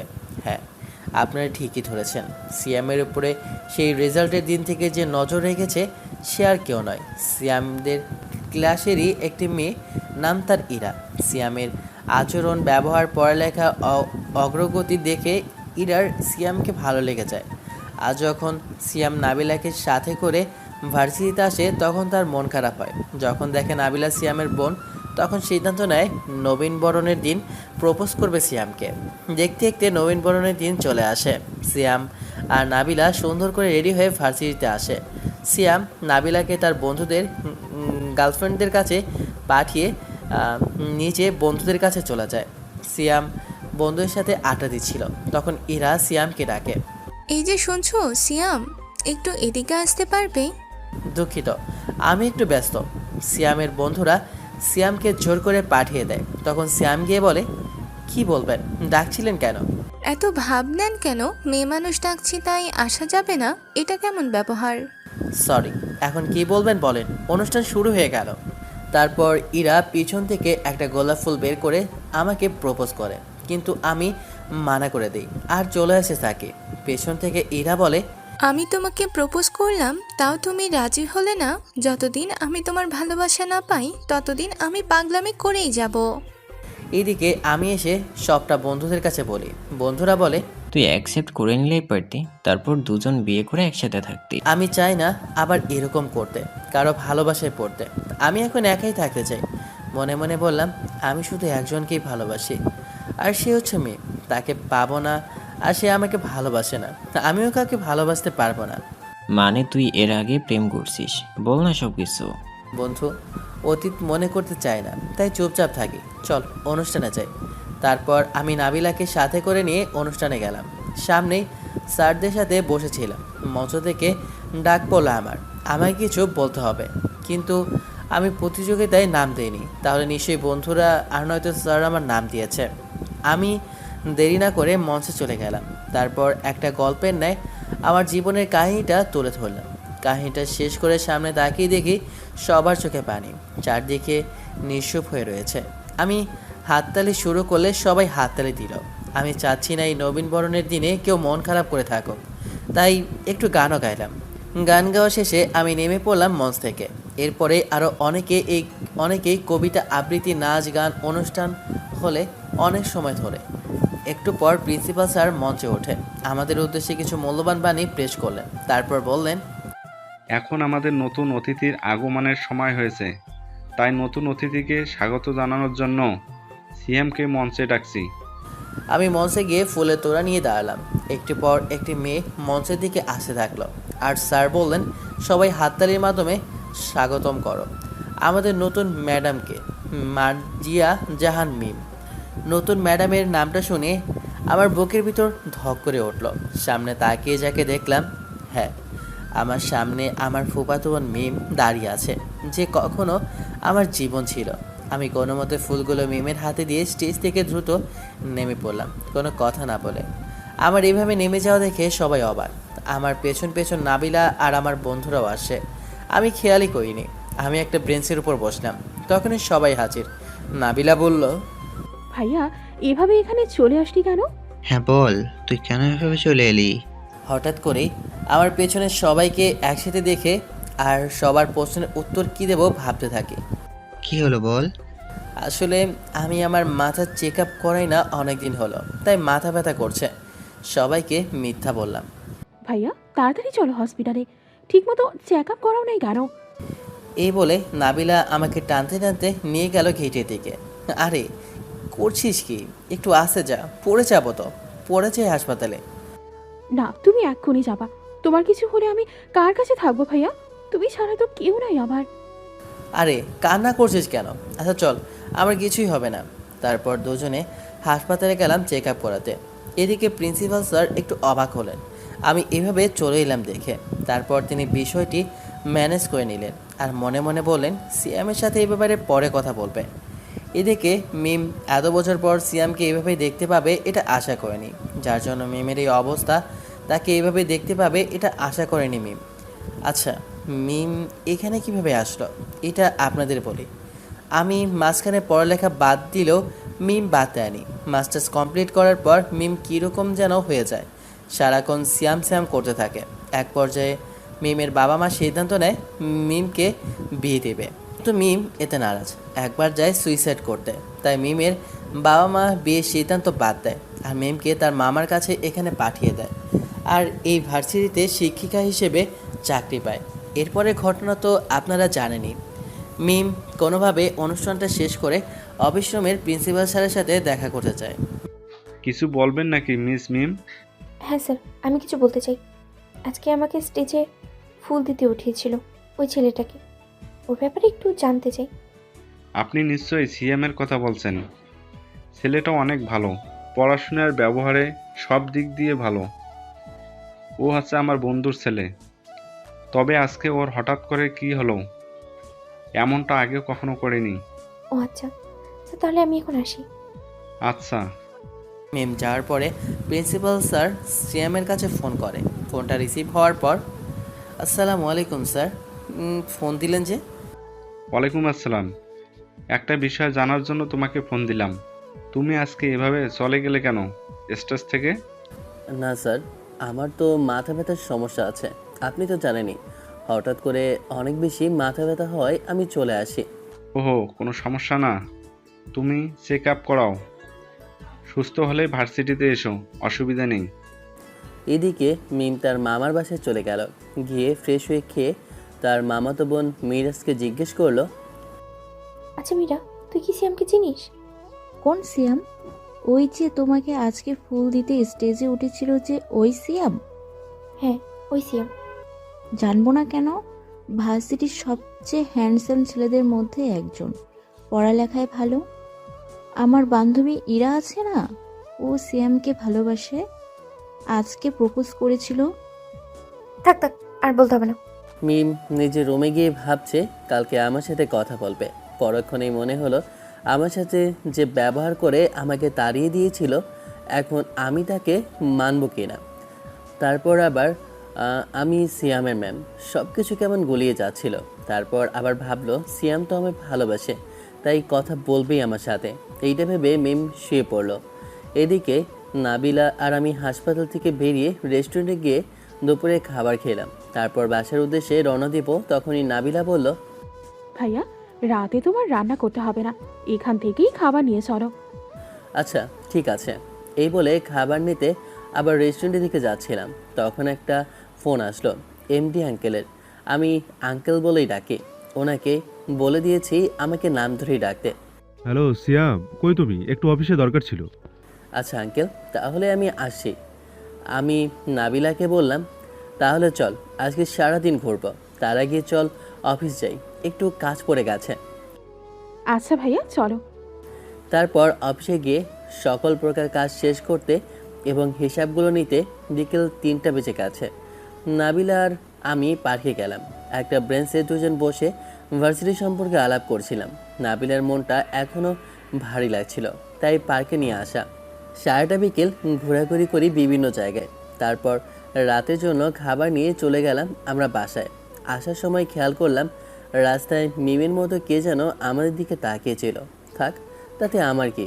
এদিকে মিমের মন খারাপ থাকায় মিম আর মীরা একটু হাঁটতে বের হয়। তখনই দেখতে পাই আমি একটি মেয়ের সাথে হাসতে হাসতে রিক্সায় করে যাচ্ছি।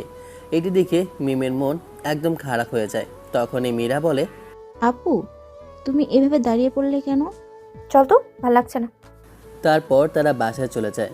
মিম সারা রাত ভাবে আমার সাথে ওটা কে ছিল, এভাবে ভাবতে ভাবতে ঘুমিয়ে পড়ে।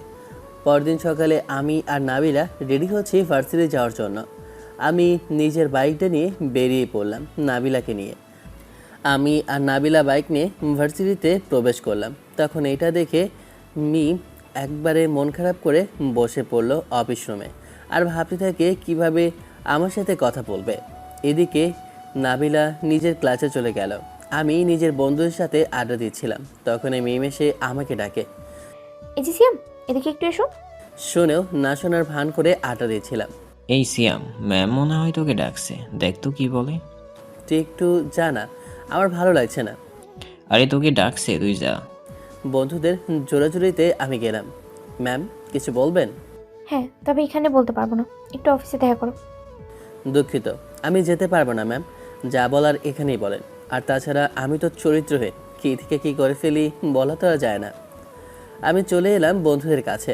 আমি আসতেই ওরা বলা শুরু করলো, কিরে মামা, কাহিনীকে এত সুন্দরী ম্যাম একলা ডেকে কথা বলে, মাত্র কালকেই এলো, তার মধ্যে পটিয়ে ফেলছিস নাকি? আরে তেমন কিছুই না, কালকে ওইভাবে চলে আসার কারণ জিজ্ঞেস করলো। ও, আমারও তো অন্য কিছু ভাবছিলাম। সাবধানে থাকিস, ম্যামের মতিগতি ভালো লাগছে না, তোকে পছন্দ করে মনে হয়। তুই তো আবার এইসব বিষয়ে ডিগ্রি অর্জন করে রাখছিস, দাঁড়া ভাবিকে বলতে হয় দেখছি। বাদ দে তো, চল ক্লাসে চল। তারপর সবাই ক্লাসে চলে এলাম। তারপর একে একে 2টা ক্লাস শেষ। তারপরের ক্লাসে মিম আর প্রিন্সিপাল স্যার আসলেন। প্রিন্সিপাল স্যার ক্লাসে এসে বললেন, আজ থেকে আমাদের ইংরেজি ক্লাস নাকি মিম, মানে আমাদের নতুন ম্যাডাম নেবে। আর বললেন, ম্যাডাম নতুন, তাই সাহায্যের জন্য একজন সহকারী দরকার ক্লাসের সময়। কে হতে চাও বলো?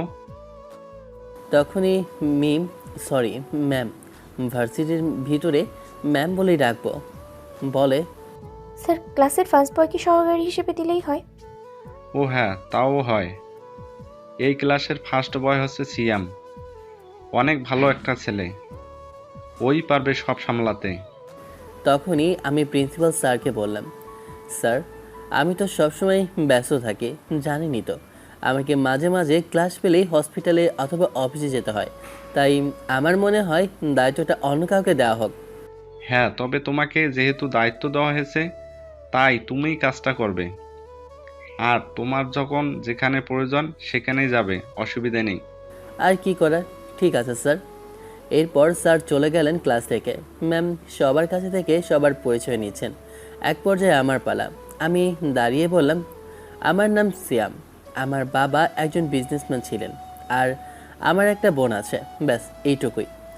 আমি এইটুকু বলে বসে পড়লাম। মিম আমার দিকে অবাক হয়ে তাকিয়ে আছে, তারপর বলে, সিয়াম, তোমার বাবা বিজনেসম্যান ছিলেন মানে এখন কি করেন?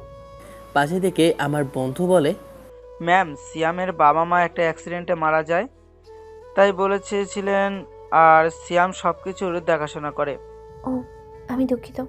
তারপর ম্যাম ক্লাস করাতে থাকলেন। তারপর ক্লাস শেষ হওয়ার বেল পড়ল, যার সময় ম্যাম বলে গেলেন, সিয়াম একটু অফিসে দেখা করো। ম্যাম চলে যাওয়ার পর বন্ধুরা বলল, তুই ম্যামের সাথে দেখা করে আয়, আমরা আর ক্লাস করব না, ক্যাম্পাসে আড্ডা দিব। আচ্ছা 5 মিনিট দাঁড়া, আমি দেখে আসি কি বলে। তারপর আমি অফিসের দিকে যাচ্ছিলাম, তখনই সামনে ইরা এসে হাজির। কই যাচ্ছ সিয়াম? তোমার সাথে কথা আছে, 2 মিনিট শোনো একটু। আচ্ছা বলো, কি বলবে? আমার সময় নেই, জলদি বলো। তুমি আমাকে মেনে নিচ্ছ না কেন? তারপর আবার ওই নতুন ম্যামের ব্যবহারটা ভালো লাগতেছে না। সিয়াম, আই লাভ ইউ। এটা বলার সাথে সাথে পিছন থেকে ম্যাম বলে ওঠে, এমএ, এটা কি প্রেম করার জায়গা? আবার যদি দেখেছি এমনটা করেছো, তাহলে সরাসরি প্রিন্সিপাল স্যারের কাছে আমি যে টিসি দিয়ে দিব তোমার হাতে। সরি ম্যাম, আর হবে না। এই বলে ইরা সেখান থেকে চলে যায়। মিম বলে, তোমাকে কখন আসতে বলেছি, তাড়াতাড়ি আসো। তারপরে ম্যামের সাথে অফিস রুমে গেলাম।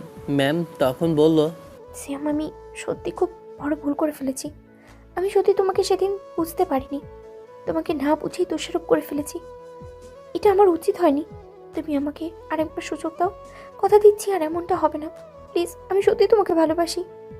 ভালোবাসেন তাও একজন ধর্ষককে? হাসলেন ম্যাম। সত্যি আমি তোমাকে অনেক ভালোবাসি, তুমি প্লিজ আমাকে ভুল বুঝো না। দেখেন ম্যাম, আমি আপনার ছাত্র, আর আপনি আমাকে একটা দরকারে এখানে ডেকেছেন। আশা করি আপনি অতীত নিয়ে টানাটানি করবেন না। আর বেশিক্ষণ আমি এখানে থাকতে পারবো না। যতই হোক আমি একজন ধর্ষক, বেশিক্ষণ থাকলে হয়তো উল্টাপাল্টা কোনো কিছু করে দিতে পারি। তাই আপনার কথা যদি না থাকে আমি তাহলে আসি। সত্যি সিয়াম, আমি তোমাকে অনেক ভালোবাসি, তোমাকে যথেষ্ট পরিমাণে বিশ্বাস করি। এখন আমাকে ফিরিয়ে দিও না প্লিজ। তোমাকে ছাড়া আমি একদমই ভালো নেই, আমি একদমই বাঁচবো না তোমাকে ছাড়া। আমি কোনো কথা না বলে চলে আসি অফিস থেকে। এসে বন্ধুর সাথে বসলাম আড্ডা দিতে। একটু পর নাবিলা চলে আসলো ব্যাগ নিয়ে, এসে বলল, ভাইয়া চলো, আমার ভালো লাগছে না, খুব খারাপ লাগছে এখানে। কি বলিস, কি হয়েছে তোর? আমার একটু মাথা ব্যথা করছে, আর কিছু না, চলো তো বাসায়। তারপর আমি নাবিলাকে নিয়ে বাসায় চলে আসলাম। বাসায় এসে নাবিলা চলে গেল তার রুমে। আমি ঝটপট গোসল সেরে দুজনের জন্য রান্না করে নাবিলাকে ডাকতে গেলাম। গিয়ে দেখি নাবিলা কাঁথা মুড়ি দিয়ে শুয়ে আছে। শরীরে হাত দিয়ে দেখি প্রচণ্ড জ্বর এসেছে। আমি তাড়াতাড়ি একটা ব্যবস্থা নিতে থাকি। একটা বাটিতে পানি এনে জলপট্টি দিতে থাকি। এদিকে প্রিন্সিপাল স্যারের সাথে কথা বলছে। স্যার, আমাদের ভার্সিটি থেকে কি কোথাও বেড়াতে যাওয়া হয় না? হ্যাঁ যাওয়া হতো, কিন্তু এখন আর যাওয়া হয় না। ভাবছি এবার কলেজ আর ভার্সিটির সবার রেজাল্ট অনেক ভালো হয়েছে, তাই এবার কোথাও বেড়াতে গেলে কেমন হয়? স্যার, এটা তো অনেক ভালো। তাহলে আপনি বেড়াতে যেতে অনুমতি দিন আর সহযোগিতা করুন স্যার। আর আমার কিছু জানার ছিল। আচ্ছা, আমি কিছুদিনের মধ্যেই সিদ্ধান্ত নিব। আর কিছু জানতে চাও বলেন? আমি আসলে সিয়ামের ব্যাপারে জানতে চাই সব কিছু। এত বড় হয়েছে তাও ভার্সিটিতে পড়ছে। ওহো, এই ব্যাপার। আসলে সিএম হচ্ছে আমার বন্ধুর ছেলে, তবে আপন ছেলে না। কিছু বছর আগে সিএমকে অসুস্থ অবস্থায় পায়, তারপরে ঘটনাক্রমে তার ছেলে হিসেবে মেনে নেয়। একদিন একটা অ্যাক্সিডেন্টে আমার বন্ধু আর তার ওয়াইফ মারা যায়। এরপর থেকেই সিয়াম ওদের সব কিছু দেখাশোনা করে আর নাবিলাকে আগলে রাখে। নাবিলাও তার ভাইকে ছাড়া কিছুই বোঝে না। এই হচ্ছে সিএমের ব্যাপারে সব কিছু ছোট করে বললাম। আচ্ছা ঠিক আছে স্যার, আমি তাহলে আসি। এই বলে মিম অফিস রুম থেকে বেরিয়ে তার মামার বাসায় দিকে যায় আর ভাবতে থাকে, আমি সেদিন নাবিলার সাথে সিয়ামকে দেখে মন খারাপ করেছিলাম শুধু শুধুই। নাবিলা সিয়ামের বোন, আমি যদি নাবিলাকে বুঝতে পারি তবে সিয়ামের মন করাতে পারবো। বাসায় গিয়ে ফ্রেশ হয়ে খেয়ে মীরাকে পড়ায় মিম। তারপর যখন রাতে ঘুমাতে যাবে তখন সিয়ামের বলা কথাগুলো ভেবে কান্না করতে থাকে মিম। এদিকে নাবিলার অবস্থা অনেক বেশি খারাপ হতে থাকায় সিয়াম নাবিলাকে কোলে নিয়ে রওনা হয় হাসপাতালের উদ্দেশ্যে। হাসপাতালে নেওয়ার সাথে সাথে একজন মহিলা ডাক্তার বলে, স্যার ম্যামের কি হয়েছে আমার কাছে দিন। দেখুন না ডাক্তার, আমার বোনটা কেমন করছে, দুপুরের পর থেকে প্রচণ্ড জ্বর, দেখুন না কি হয়েছে। আপনি শান্ত হন, আমি দেখছি। ডাক্তার নাবিলাকে হাসপাতালে ভর্তি করালো। তারপর বেশ কিছুক্ষণ পরে এসে আমাকে বলছে, স্যার আপনি চিন্তা করবেন না, এটা স্বাভাবিক। আমরা রক্ত পরীক্ষা করতে দিয়েছি, কিছু ঔষধ দিলেই ঠিক হয়ে যাবে। আপনি কালকে বাসায় নিয়ে যেতে পারবেন ম্যামকে। ঠিক আছে। এই বলে আমি নাবিলার পাশে গিয়ে বসলাম।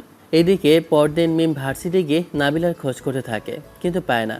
অবশেষে জানতে পারে মিম ভার্সিটিতে গিয়ে নাবিলার খোঁজ করতে থাকে। খুঁজতে খুঁজতে জানতে পারে নাবিলা আর সিয়াম আজকে ভার্সিটি আসেনি, তাই হতাশ হয়ে ক্লাসে যায়। তারপর কোনো মতে ক্লাস শেষ করে বাড়িতে চলে যায়। এদিকে হাসপাতালে আমি নাবিলার পাশে বসে থাকতে থাকতে ঘুমিয়ে গেছি। নাবিলা ঘুম থেকে উঠে দেখে তার ভাই তার পাশে চেয়ারে বসে ঘুমিয়ে গেছে। তখন সে চারপাশে তাকিয়ে দেখে সে হাসপাতালে আছে। একটু নাড়াচাড়া করতেই আমার ঘুম ভেঙে যায়। দেখি নাবিলা বসে আছে। আমি ওকে জিজ্ঞেস করলাম, এখন কেমন আছিস বোন? দেখি তোর জ্বর কেমন আছে এখন।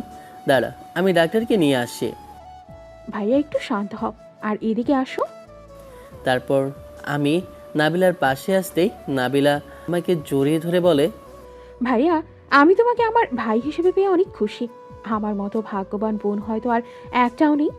আমার একটা ভাই চলে গেছে তো কি হয়েছে, আমি আরেকটা ভাই পেয়েছি যে আমার সাধারণ একটু জ্বরে প্রায় পাগল হয়ে যায়। এর থেকে বোঝা যায় তুমি আমাকে কতটুকু ভালোবাসো ভাইয়া। আরে তুই ছাড়া আমার কেই বা আছে বল বোন? তোর কিছু হলে আমি কিভাবে থাকবো? তাই তো তোকে বাঁচাতে হলে যদি আমার জীবনও দিতে হয় তাহলে তাও দিতে রাজি। ভাইয়া তুই এমনটা বলিস না, আমি এখানে থাকবো না, আমি বাসায় চলে যাব। আচ্ছা, ডাক্তারের সাথে কথা বলে আমি তোকে নিয়ে যাব বাসায়। ভাই বোনের সম্পর্কটা কত মধুর, কিন্তু আফসোস লেখকের কোনো বোন নাই। তাই লেখক লিখছে ঠিকই, কিন্তু অনুভব করতে পারে নাই। যাদের বোন আছে তারাই অনুভব করতে পারবেন। তারপর আমি ডাক্তারের সাথে কথা বলে ওষুধ নিয়ে বাসায় চলে এলাম নাবিলাকে নিয়ে।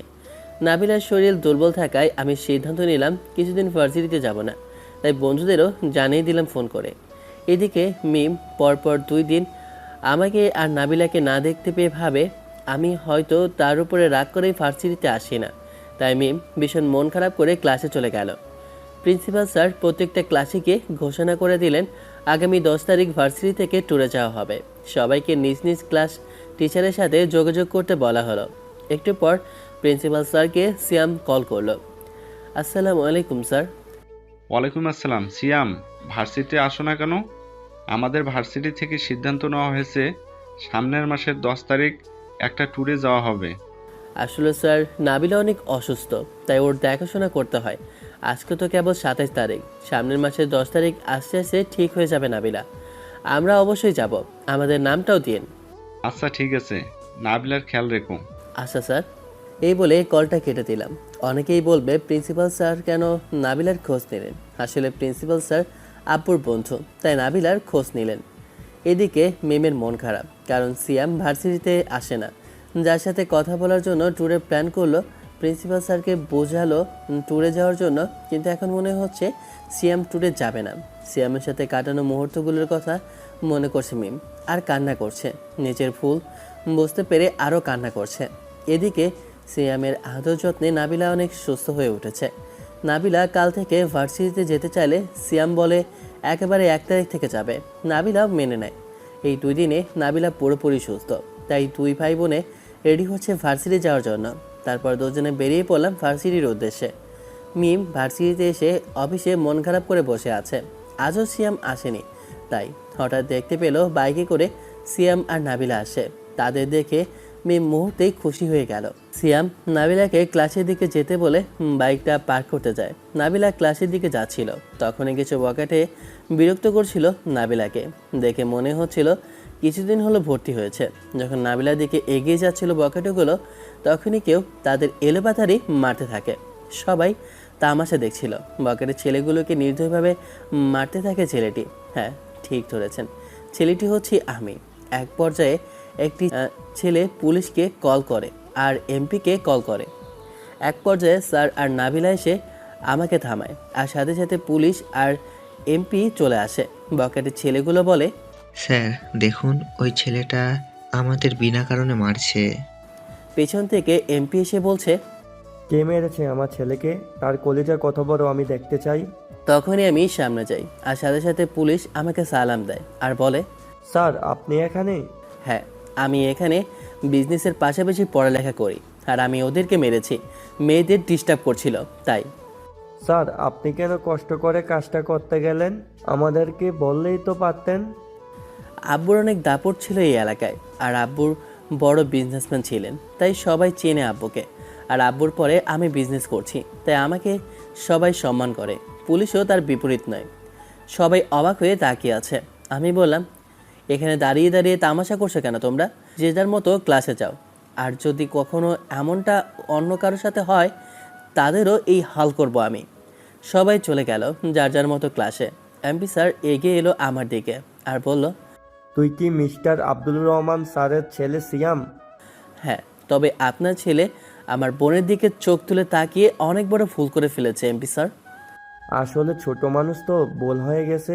আমি খুব করে শাসন করে দেব, আর এই বাসরি থেকে অন্য বাসরিতে ভর্তি করে দেব। দয়া করে আপনি একটু পুলিশকে বলে দেন ছেড়ে দিতে। আচ্ছা, আপনি যান, আমি বলে দিচ্ছি ছেড়ে দিতে, তবে কথা যেন মনে থাকে। এই বলে আমি সেখান থেকে চলে এলাম নাবিলার কাছে। আমার হাতে কিছুটা অংশ কেটে গেছে। নাবিলা দৌড়ে এসে হাত চেপে ধরে অফিস রুমের দিকে নিয়ে গেল আমাকে। মিম আজকের ঘটনা দেখে অতীতের কথা মনে করছিল। ঠিক এভাবে আমি মিমকে কবিরের হাত থেকে বাঁচিয়েছিলাম। এসব কথা ভাবছে আর চোখ থেকে দুফোঁটা পানি গড়িয়ে পড়ল। কেউ দেখার আগেই মুছে ফেল। দেখতে পেল নাবিলা আমাকে ধরে অফিসের দিকে নিয়ে আসছে। তাই মিম ফার্স্ট এড বক্স বের করলো। সিয়ামকে নিয়ে আসলে মিম নাবিলাকে বলে, নাবিলা একটু পানি নিয়ে আসো, আমি তোমার ভাইয়ের হাতে ব্যান্ডেজ করে দিচ্ছি। আচ্ছা। সিয়ামের হাত কিছুটা কেটে যাওয়ার ফলে নাবিলা সিয়ামের হাত ধরে অফিস রুমের দিকে নিয়ে আসে। মিম ফার্স্ট এড বক্স থেকে সব কিছু নিয়ে খুব যত্ন সহকারে সিয়ামের হাত পরিষ্কার করে দিয়েছিল। নাবিলা আসার আগেই মিম বলল, শ্যাম, তোমার মনে আছে ঠিক এইভাবে তুমি আমাকেও রক্ষা করেছিলে কবিরের কাছ থেকে? মনে হচ্ছে তুমি আমাকে কিভাবে প্রপোজ করেছিলে? আমি চুপ করে অন্যদিকে তাকিয়ে আছি, কথা বলছি না। আমাকে কি কোনোভাবে মাফ করা যায় না? আমি সত্যি তোমাকে অনেক ভালোবাসি সিয়াম, প্লিজ আমাকে মাফ করে দাও। ম্যাম, হাত ব্যান্ডেজ করা হয়ে গেছে, তার জন্য আপনাকে ধন্যবাদ। এইটা বলে আমি অফিস থেকে বের হলাম। তখনই অফিস থেকে কল আসলো। আমি নাবিলাকে ডেকে সব কিছু বলে অফিসে চলে গেলাম। এদিকে নাবিলা দেখে ম্যাম এখনও সেখানেই বসে বসে কী যেন ভাবছে। নাবিলার কাছে গিয়ে জিজ্ঞেস করলো, ম্যাম আপনার কি হয়েছে, এভাবে বসে আছেন? ও হ্যাঁ, না কিছু হয়নি, আমি ঠিক আছি। তারপর মিম আর নাবিলা কিছুক্ষণ আলাপ করলো এবং তারা কিছুটা ফ্রি হয়ে গেল। এরপর থেকে যখনই মিম নাবিলার ক্লাসে যায়, নাবিলার প্রতি একটু এক্সট্রা কেয়ার করে। ভার্সিটির খুব একটা প্রয়োজনীয় ক্লাস হয় না, তাই সিয়ামও কয়দিন ভার্সিটি না গিয়ে অফিসে যাওয়ার সিদ্ধান্ত নেয়। প্রতিদিন নাবিলাকে ভার্সিটি নামিয়ে দিয়ে অফিসে যাই আমি। এই ফাঁকে নাবিলা আর মিম একেবারে ফ্রি হয়ে যায়। একদিন ভার্সিটি শেষে নাবিলা দাঁড়িয়ে আছে আমার জন্য। তখনই মিম এসে বলে, কেউ না নাবিলা, এভাবে দাঁড়িয়ে আছো, সিয়াম আসেনি এখনো? না এখনো আসে নাই ভাইয়া। তাহলে কল দিয়ে আসতে না বলো, আমি তোমাদের বাসার দিকেই যাচ্ছি, তো আমার সাথেই চলো। আচ্ছা ঠিক আছে। এরপর নাবিলা আমাকে কল করে বলে, ভাইয়া তোর আজকে আসতে হবে না, আমি ম্যামের সাথে বাসায় চলে যাচ্ছি। কিন্তু কোনো কিন্তু না ভাইয়া, আমি ম্যামের সাথে বাসায় যাচ্ছি, এটাই ফাইনাল। আচ্ছা, সাবধানে যাবে। আচ্ছা ঠিক আছে ভাইয়া। এই বলে কলটা কেটে দিয়ে নাবিলা আর মিম হেঁটে যাচ্ছিল, কারণ রিক্সা পাচ্ছে না। মিম বলল, তোমার ভাইয়া অনেক ভালো তাই না? আর বাসায় রান্না কি করে? বাসায় ভাইয়াও রান্না করে, আবার আমিও রান্না করি। তবে বেশিরভাগ সময় ভাই রান্না করে। তবে আমার একটা প্রশ্ন ম্যাম, তোমার ভাইয়াকে বিয়ে করালেই তো পারো, আর কি জিজ্ঞেস করবে বলে ফেলো। সেই দিন আমাদের কথা হওয়ার পর থেকেই আপনি আমার ভাইয়ের সম্পর্কে সব সময় জিজ্ঞেস করেন, আজকে বিয়ের কথাও বলে ফেলেন। আমার ভাইয়াকে কি পছন্দ করেন ম্যাম? আপনি আমার ভাবি হলে আমার কোনো অসুবিধা নেই। কি যে বলো না, খুব দুষ্ট হয়ে গেছো, মাইর দেবো কিন্তু। আচ্ছা ম্যাম, আপনি তো আমার টিচার, আপনি তাহলে আমার সাথে ফ্রেন্ডদের মতো আচরণ করেন কেন? তাহলে ভাইয়াকে কি সত্যি সত্যি ভালো লাগে আপনার? ম্যানেজ করতেই হয় দেখি ভাইয়াকে। তুমি দেখছি আমাকে লজ্জা দিয়ে মেরেই ফেলবে না। ভাবি, আমি তোমাকেই বানাবো। একটা সমস্যা আছে। কি সমস্যা? মিম কিছু বলতে যাবে তখনই সিয়াম বাইক নিয়ে হাজির। সিয়াম বলে, নাবিলা, তোর এত দেরি হচ্ছিল যখন আমাকে আরেকটা কল করে ডাকতে পারতিস। জানিস আমার কত টেনশন হচ্ছিল। আসলে গাড়ি পাচ্ছিলাম না, তাই হেঁটে হেঁটে গল্প করতে করতে যাচ্ছিলাম। ভাবি না ম্যামের সাথে। কি বললি? না কিছু না, চলো ভাইয়া, আর ম্যামকে একটু এগিয়ে দিয়ে আসো। আমি প্রথমে রাজি না হলেও পরে নাবিলা জোর করে রাজি হলাম। তারপর নাবিলাকে বাসায় নামিয়ে দিলাম। তারপর মিমকে নিয়ে ওর মামার বাসায় যাচ্ছি। আমি একদম চুপচাপ আছি দেখে মিম বলল, আজ অনেকদিন পর তোমার বাইকের পিছনে উঠলাম, অনেক ভালো লাগছে। আমাকে কি ক্ষমা করা যায় না? প্রথমত একটু পিছিয়ে বসুন, ধর্ষকের এত কাছাকাছি বসতে নেই। আর আমাকে দেখলে আপনার মুখ থেকে আর কোনো কথা বের হয় না। ক্ষমা করে দাও, ক্ষমা করে দাও। কি লাগিয়ে রাখছেন আপনি? চুপ করে বসে থাকো, আর না হয় এখান থেকে চলে যান। আমাকে না হয় ক্ষমা পরেই করলাম, একটু তোমার বাসায় যাও, আমি খুব অসুস্থ, শুধু তোমার চিন্তায়। আমি কিছু বললাম না। মায়ের কথা শুনে বুকটা মোচড় দিয়ে উঠল। তারপর মিমকে নামিয়ে দিয়ে চলে আসছিলাম, হঠাৎ করে পেছন থেকে মিম আমার সামনে এসে কিস করে বসে। আমি প্রচণ্ড রেগে ছাড়িয়ে ঠাস করে একটা থাপ্পড় মেরে চলে আসি। এদিকে মিম বলছে, আমি জানি তুমি কতটা অভিমানী। আমার অভিমান ভাঙাতে আমার অনেকটা সময় লাগবে, তবে আমিও হাল ছাড়ার পাত্রী নই। ভালো তো তোমাকে বাঁচতেই হবে। এই বলে চলে গেল বাসায়। এদিকে রাতে আমি আর নাবিলা খাওয়ার টেবিলে খাবার খাচ্ছি। নাবিলা বলল, আচ্ছা ভাইয়া, আমার একটা ভাবি লাগবে। আমাদের ইংলিশ ম্যামকে তোমার কেমন লাগে? এই কথা শুনে আমার গলায় খাবার আটকে যায়। আমি পানি খেয়ে বললাম, কি বললি? আমার বিয়ে করতে অনেক দেরি আছে। না, আমার একটা ভাবি চাই। আর আমার প্রশ্নের উত্তর পেলাম না কিন্তু ভাইয়া। চুপচাপ খা, এখন এগুলো বাদ দে। তারপর দুজনে চুপচাপ খেতে থাকলাম। আমি প্রশ্নের জবাবে কি বলতাম? প্রচণ্ড রাগ ছিল সবার প্রতি, তবে মিমকে মন থেকে মুছে ফেলতে পারি নাই। তারপর মায়ের অবস্থা সম্পর্কে জানার পর বন্ধুদের থেকে খোঁজ নিলাম। আসলে মায়ের অবস্থা অনেকটাই খারাপ, তাই ঠিক করলাম একটু হলেও দেখতে যেতে হবে। তারপর আমি সুযোগ খুঁজতেছিলাম কিভাবে মায়ের সাথে দেখা করতে যাওয়া যায়, তবে কিছুতেই হয়ে উঠছিল না। আজকে 8 তারিখ, 10 তারিখে ট্যুরে যাওয়ার কথা। নাবিলা আমাকে বলছে, ভাই আমার কিছু জিনিস কিনতে হবে, মার্কেটে চলো আমার সাথে। চল যাই, আমিও কিছু নেব। তারপর দুজনে যাচ্ছিলাম। নাবিলা বলল, ম্যাম মিমকেও নাকি নিয়ে যাবে। আমি বাইকটা নিয়ে মিমদের বাসার দিকে যাচ্ছিলাম। এখন ভাবছেন আমি এত সহজে মেনে নিলাম কেন মিমদের বাসার দিকে যাওয়ার জন্য? আসলে আমিও ঠিক করেছি আর একটা পরীক্ষা নিয়ে মিমকে মেনে নেব। তারপর বাসায় গিয়ে মা বাবার সাথে দেখা করব। তবে দেখার বিষয় একটা, মিম আমার পরীক্ষায় উত্তীর্ণ হতে পারে কি না। তারপর মিমদের বাসার সামনে থেকে মিমকে নিয়ে মার্কেটে চলে গেলাম। সব কিছু কেনাকাটা করতেছিলাম, এমন সময় একটা দোকানে 2 জোড়া নূপুর দেখলাম। তারপর ওদের নিয়ে চলে গেলাম ওই দোকানে। 2 জোড়া নূপুরই কিনলাম। 1 জোড়া নাবিলাকে দিলাম, আরেক জোড়া আমি পকেটে রাখলাম। মিম 2 জোড়া নূপুর কিনতে দেখে ভাবলো 1 জোড়া হয়তো তার জন্য কিনবো, কিন্তু যখন দেখলো আমি পকেটে রাখছি তখন মন খারাপ করলো।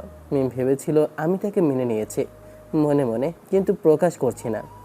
নাবিলা আমাকে জিজ্ঞেস করলো, ভাইয়া ওই নুপুরটা কার জন্য? তোর ভাবি ইরার জন্য নিলাম। মিমকে একটু কষ্ট দেওয়ার জন্য বললাম, আসলে এটা মিমের জন্যই। এটা দেখে মিম নিজেকে সামলাতে পারছে না, তাই চোখের পানি দিয়ে চলে গেল নিচের বাসার দিকে। তখন নাবিলা বলল, ভাইয়া তুমি কিন্তু এটা ঠিক করে না। আর তুমি কি সত্যি ইরাকে ভালোবাসো? আর কবে থেকে চলছে? আমি আবার কি করলাম? তাছাড়া ইরাকে আমি ট্যুরে যাওয়ার পর প্রপোজ করব। কিন্তু ভাইয়া কিছু বলতে চেয়েও পারল না। তবে কি বলতে চেয়েছিল তা আমি জানি। তারপর নাবিলা আর আমি বাসের দিকে চলে আসলাম। তারপর আমি সব কিছু গোছাচ্ছিলাম ট্যুরে যাওয়ার জন্য। কিছু গুছিয়ে রাতের খাওয়ার জন্য নাবিলাকে ডাকতে গেলাম। গিয়ে দেখি নাবিলা ফোনে যেন কার সাথে কথা বলছে। যেটুকু বুঝলাম মিমের সাথে কথা বলছে। আমি বললাম, নাবিলা চল তো, রাতের খাবার খেয়ে নিব, আয়। কি হলো, আয় তাড়াতাড়ি। এরপর নাবিলা কোনো কিছু না বলে চুপচাপ চলে গেল খাবার টেবিলে। দুজন মিলে খাওয়া দাওয়া করলাম, কিন্তু দুজনের একটা কথাও হলো না। আমি বুঝলাম কিসের জন্য নাবিলা ওরকম করছে। তাই আমি নাবিলার রুমে গিয়ে ওর পাশে বসলাম। তারপর শান্তভাবে বললাম, নাবিলা বোন আমার, তোর কি হয়েছে বল আমায়, এভাবে চুপচাপ আসিস কেন? কিছু হয়নি ভাইয়া। ওহ, আমি তাহলে পর হয়ে গেলাম, আমার কাছেও লুকোচ্ছিস। আচ্ছা আমি যাচ্ছি এখান থেকে, খুব কষ্ট পেলাম রে। এই বলে বসা দিকে উঠতে নিলে নাবিলা আমার হাত ধরে বলে, ভাইয়া সরি, আমি তোমাকে পর করে দেইনি। আসলে আমার একজনকে ভাবি হিসেবে খুব ভালো লাগে, কিন্তু তুমি ইরাকে প্রপোজ করতে চাও, তাও আমার একটু অভিমান হয়েছিল। আমি খুব দুঃখিত ভাইয়া। আরে পাগলি, আমি ইরাকে প্রপোজ করতে চাইছি তার মানে এই না যে প্রপোজ করতেই হবে। আগে কথা বলে দেখি, তারপর সিদ্ধান্ত নেওয়া হবে। আর তোর পছন্দ হয় কাকে? আমি বলবো না তুমি খুঁজে নিও, তবে এটুকু বলতে পারি যে সে তোমার আশেপাশেই থাকে। তারপর নাবিলার সাথে কিছুক্ষণ গল্প করে চলে গেলাম আমার রুমে। আজকে ভার্সিটি থেকে ট্যুরে যাওয়া হবে। নাবিলা মিমির সাথে চলে গেছে ভার্সিটিতে। আমি একটু দেরিতে আসলাম, কারণ অফিসে একটু দেখা করে আসলাম। তারপর বাসে উঠতে থাকলাম সবাই। নাবিলা আর মিম একসাথে বসেছে। সারা বাসে একটা সিট খালি, তাও আবার ইরার পাশে। মিমকে জানানোর জন্য আমি গিয়ে বসে পড়লাম সিটটায়। ইরা আমাকে বলল, সিয়াম, আমি কিন্তু তোমার উত্তরে খুশি না। আমি তোমাকে চাই, কিন্তু তুমি বিভিন্ন অজুহাতে এড়িয়ে যাও। আজকে বলতেই হবে তোমার। আসলে ইরা, আমি একজনকে ভালোবাসি, তাই তোমাকে মেনে নিতে পারছি না। যদি কেউ আমার জীবনে না থাকতো তবে আমি তোমাকে অ্যাকসেপ্ট করে নিতাম। আমি কি জানতে পারি তার ব্যাপারে? Please please please. আচ্ছা, তবে ট্যুরে যাওয়ার পর তোমাকে বলবো, ঠিক আছে? তবে এখন আমার সাথে হ্যাঁতে হ্যাঁ, নাতে না মিলাবে, ঠিক আছে? আচ্ছা। তারপর ইরা আর আমি গল্প করছিলাম। এটা পেছন থেকে নাবিলা আর মিম দেখতে পায়, আর তারা অনেকটা সময় ধরে আমাদের দেখছিল। এক পর্যায়ে মিম উঠে এসে ইরাকে বলে, এই মেয়ে, তোমাকে কি বলেছিলাম? এখানে কি চলছে? আমরা তো গল্প করছিলাম। তোমাদের না একসাথে চলতে নিষেধ করেছিলাম? ম্যাম, আমরা তো ভুল করিনি, একসাথে পড়ি তাই কথা বলছি। এখন আপনি সিটে গিয়ে বসেন, আর সবার ডিস্টার্ব হচ্ছে। মিম রাগে গজগজ করতে করতে নিজের সিটে গিয়ে বসলো। তারপর নাবিলাকে বলল, দেখছো কিভাবে কথা বলছে তোমার ভাই? ওর সাথে ওর ওই ওই হতচ্ছাড়ি, আর তোমার ভাইও ওর সাথে প্রেম আলাপ করছে। আমার ভালো লাগে না। আরে ভাবি, সরি ম্যাম, আপনি টেনশন করবেন না। সামনে বাস কোথাও থামলে আপনি ওর পাশের সিটে বসে পড়লেই হবে। আমাকে ভাবি বলে ডাকলে খুশি হব, কিন্তু মনে হয় না ভাবি হতে পারবো। টেনশন করেন না, আমি আছি কি করতে, আমি কিছু একটা ব্যবস্থা করে দেব। এদিকে মিমকে রাগাতে ভালোই লাগছিল। আমি ভেবেছি আর একটু রাগানোর পর কক্সবাজারে গিয়ে প্রপোজ করে দিব, তাতেই রাগ ভেঙে যাবে। তাই বেশি বেশি দেখে দেখে কথা বলছিলাম ইরার সাথে। মিম শুধু রাগে পড়ছে। এক পর্যায়ে চোখে হালকা পানি দেখলাম। আমি ভাবলাম আর বেশি করা যাবে না, তাই আমি চুপচাপ বসলাম। একটু পর বাস একটা রেস্টুরেন্টের সামনে থামলো। স্যার বললেন, সবাই যার যার মতো কিছু খাওয়া দাওয়া করো, 30 মিনিট পরে ছাড়া হবে বাস। সবাই বাস থেকে নামলাম। আমি শুধু কিছু চিপস আর চকলেট নিয়ে নাবিলাকে নিয়ে বাসে উঠলাম। আমি নাবিলাকে বললাম, তুই আমার পাশে বস, আমি একটু ঘুমাবো, প্রচণ্ড মাথা ব্যথা করছে, চেক আপ করাই নাই। এখন তোমাকে কি বলতে ইচ্ছা করছে ভাইয়া? সময় মতো চেক আপ করো না কেন? তোমার কিছু হলে আবার কি হবে? এখন চুপচাপ আমার কাঁধে মাথা রেখে শুয়ে পড়ো। আচ্ছা। তারপর আমি ওর কাঁধে মাথা দিয়ে ঘুমিয়ে পড়লাম। এদিকে নাবিলা কানে ইয়ারফোন গুঁজে দিয়ে গান শুনছে, কাঁধে মাথা দিয়ে ঘুমিয়ে আছে সিয়াম। একটু পর মিম এসে বাসে উঠে নাবিলাকে বলে, আমি এখানে বসি, তুমি আমার সিটে বসো। নাবিলা আমার ব্যাপারে সব সময় সিরিয়াস। সে চায় না তার ভাইকে কষ্ট দিতে। এখন আবার আমার মাথা ব্যথা, তাই নাবিলা বলে, ম্যাম, আমি চাই না আমার ভাইয়ের কোনো অসুবিধা হোক। এখন সে একটু অসুস্থ, আর আপনার ব্যাপারে ভাইয়া এখনও কিছু বলে নাই, তাই এখন এখানে বসতে দিতে পারছি না। ও, আমি কথা দিচ্ছি কোনো অসুবিধা হবে না। তাও যখন বলছো, তাহলে আমি অন্য জায়গায় বসছি। মন খারাপ করে অন্য সিটের দিকে যেতে নিলে নাবিলা ডেকে বলে, আমি শুধু পরীক্ষা করছিলাম আপনি আমার ভাইকে কতটা ভালোবাসেন। আপনি পাস, এখানেই বসেন। তারপর মিম খুশি হয়ে আমার পাশের সিটে বসে, আলতো করে আমার মাথাটা নিজের ঘাড়ে রাখে। বাস চলতে চলতে হঠাৎ করে একটু ঝাঁক লাগে, তখনই আমার ঘুম ভেঙে যায়। আর তার আর আমার নাকে একটা চিরপরিচিত পারফিউমের ঘ্রাণ আসে। সিয়াম, আমি বুঝে যাই যে যার কাঁধে মাথা দিয়ে আছি সে নাবিলা না, মিম। আমি চুপচাপ উপভোগ করতে থাকি মুহূর্তটা, আর মনে মনে ভাবি গিয়েই প্রপোজ করে দিব মিমকে। আবার ঘুম ভেঙে যাওয়ার পরও আমি মিমের কাঁধ থেকে মাথা উঠলাম না। এভাবে থাকতে থাকতে এক সময় উঠেই পড়লাম। একটু না জানার ভান করে বললাম, আপনি এখানে কেন ম্যাম? নাবিলা কই? আসলে নাবিলা একটু ওদিকে গিয়ে বসে আছে, তাই আমি তোমার এখানে বসেছি। আর মাথা উঠালে কেন? তোমার না মাথা ব্যথা? থাক আর ধন্যবাদ। এইটুকু বলে আমি কানে হেডফোন লাগিয়ে গান শুনছি, অন্যদিকে তাকিয়ে। এদিকে মিম আমার সাথে কথা বলার চেষ্টা করছে, কিন্তু আমি কথা বলছি না। মনে মনে বলছি, আরও একটু ধৈর্য ধরো, খুব শীঘ্রই আমি তোমাকে আপন করে নেব। একটু পর আমরা চলে এলাম গন্তব্যে। সবাইকে একটা একটা রুম দেওয়া হয়েছে, তবে একটা রুম কম আছে। কী করা যায়?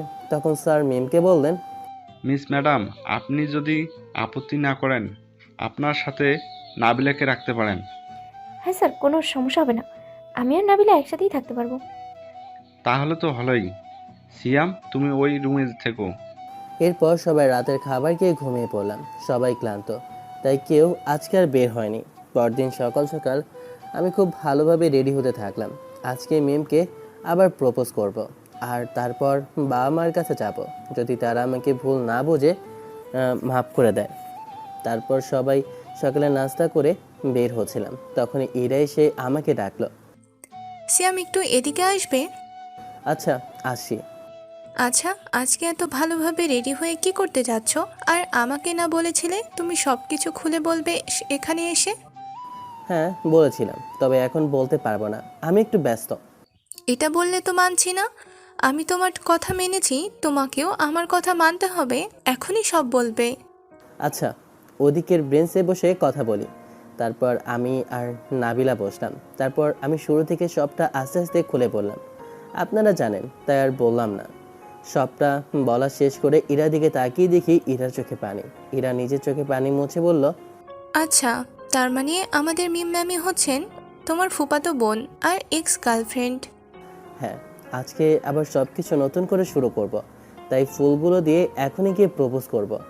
তারপর আমি আর ইরা হোটেলের দিকে ফিরে আসার সময় ইরার চোখে কী যেন একটা উড়ে যায়, তাই আমি একটু দেখার চেষ্টা করি কী গেছে চোখে। এদিকে মিম আর নাবিলা সিয়ামকে খুঁজছে। নাস্তা করার সময় একবার দেখেছিল।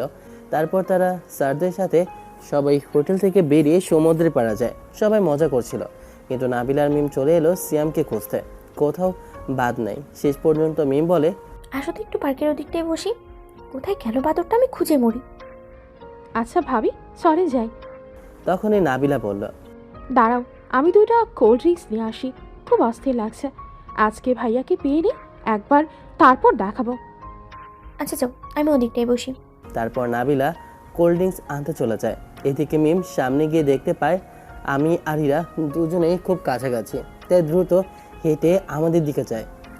আমি দেখি ইরা চোখে একটা কালো পোকা এসে ঢুকেছিল, তাই আমি হাত দিয়ে সেটা বের করলাম। সাথে সাথেই ঠাস করে একটা চর পড়লো আমার গালে।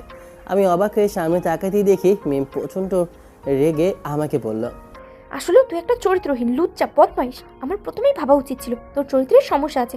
মারিয়ার সাথে একবার কি করেছিস? মারিয়া ভুল স্বীকার করেছিল। এখন আমার মনে হচ্ছে মারিয়াকে তোর বন্ধুরা জোর করে ভুল স্বীকার করিয়েছিল। মিম, আগে আমার কথাটা তো শোনো। আর কিছু বলতে পারলাম না, ঠাস করে আরেকটা চর মারলো। তুই তোর অপবিত্র মুখ নিয়ে আমার নাম নিবি না, চরিত্রহীন কথাকার। আমার তো মনে হয় তোর বাবা মারও চরিত্রের সমস্যা আছে। মা বাবার কথা শুনে আমার রাগ উঠে যায়। আমি ঠাস ঠাস করে 2টা চর মেরে বললাম, ব্যাস অনেক হয়েছে, আমি আর একটা কথাও সহ্য করব না।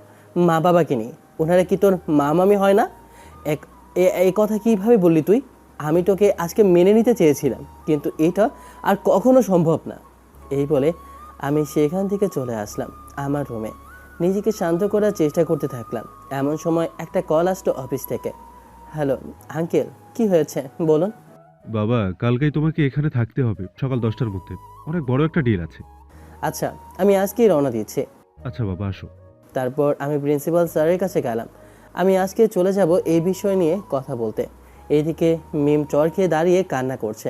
ইরা ম্যামকে ধরে বসালো। এরই মধ্যে নাবিলা চলে এলো। এসে দেখে মিম গালে হাত দিয়ে কান্না করছে। ম্যাম, এভাবে কান্না করছেন কেন? তখনই ইরা বলে, আমি বলছি কি হয়েছে। তারপর ইরা সেই সিয়ামকে জোর করে ওর অতীতের ঘটনা জানতে চাওয়া থেকে নিয়ে মিমকে থাপ্পড় মারা পর্যন্ত সব বলে। আরও বলে, সিয়ামকে আমি অনেকবার প্রপোজ করেছি, কিন্তু কখন সে রাজি হয় নাই। আজকে আমি সবটা জানতে চাইলে আমাকে সবটা বলে। আজকে ম্যামকে আবার প্রপোজ করতে চাইছিল, কিন্তু ম্যাম না বুঝে ওকে কত কথা শুনিয়ে দিল বাবা মা তুলে। ইরার মুখে সব কিছু শুনে মিম নিজের ভুল বুঝতে পারলো। আবার নিজের পায়ে নিজে কোড়াল মারল মিম। অতীতের ভুলের পুনরাবৃত্তি করলো। অনুশোচনায় কান্না করতে থাকলো মিম। তখনই নাবিলা এতক্ষণ সব শুনে চুপ ছিল। যখনই শুনলো তার ভাইয়ের ফুফাতো বোন হচ্ছে এই মিম, আর আজকেও সিয়ামকে চরিত্রহীন বলেছে আর বাবা মাকে নিয়ে বাজে কথা বলেছে, তখনই নাবিলা প্রচণ্ড রেগে গেল আর বলল, ও, তাহলে আপনি সে মহান প্রেমিকা যে তার ভালোবাসাকে অবিশ্বাস করতে একটা সেকেন্ডও সময় নেয় না? হতে পারে সিয়াম আমার নিজের ভাই না, তবে আমি এটা নিজের রক্ত দিয়ে লিখে দিতে পারি ও কোনো চরিত্রহীন না। আপনি কি বললেন লুচ্চা? আমি তো ওর রক্তের কেউ না। তারপর আমার কোন গার্ডিয়ানও জীবিত নাই। কই, কখনো তো আমার দিকে কখনো তো খারাপ নজরে তাকায়নি। একদিন আমার খুব জ্বর হয়, আমি চোখ খুলতে পারছিলাম না। তখন সারা রাত আমার সেবা করে আমার ভাই। কই, তখন তো চাইলেই ক্ষতি করতে পারতো আমার। আর আপনি কেমনে বিশ্বাস করে নিলেন আমার ভাই মারিয়াকে ওই বন্ধ রুমে নিয়ে খারাপ কাজ করবে? আসলে আপনি কখনো আমার ভাইকে ভালোই বাসেননি। প্লিজ থামো নাবিলা, আমি আর শুনতে পারছি না। আমি আসলেই অপরাধী। আমি আসলেই সিয়ামের মতো রত্নের কদর করতে পারি নাই, কিন্তু আমি আসলেই সিয়ামকে ভালোবাসি। খবরদার, আপনি আমার ভাইয়ের নাম মুখেও নেবেন না। এই বলে নাবিলা চলে আসে সোজা রুমে। এদিকে মিমও চলে যায় রুমে। গিয়ে দেখে নাবিলা সব কাপড়পত্র গোছাচ্ছে। মিম বলল, প্লিজ নাবিলা, তুমি অন্তত বুঝতে চেষ্টা করো। একজন মানুষ যদি তার প্রিয় মানুষের নামে এরকম কথা শুনে আর ওই অবস্থায় দেখে, তো কিভাবে ঠিক থাকে বলো? নাবিলা কোনো কথা না বলে সব কিছু নিয়ে সিয়ামের রুমে যায়। এসে দেখে সিয়ামের ব্যাগ গোছানো আছে বিছানার উপর। একটু পর সিয়াম ওয়াশরুম থেকে বেরিয়ে আসলো। নাবিলা বলে, ভাইয়া, তুমি ব্যাগ গুছিয়ে রাখছো কেন? আমি আজকে চলে যাব।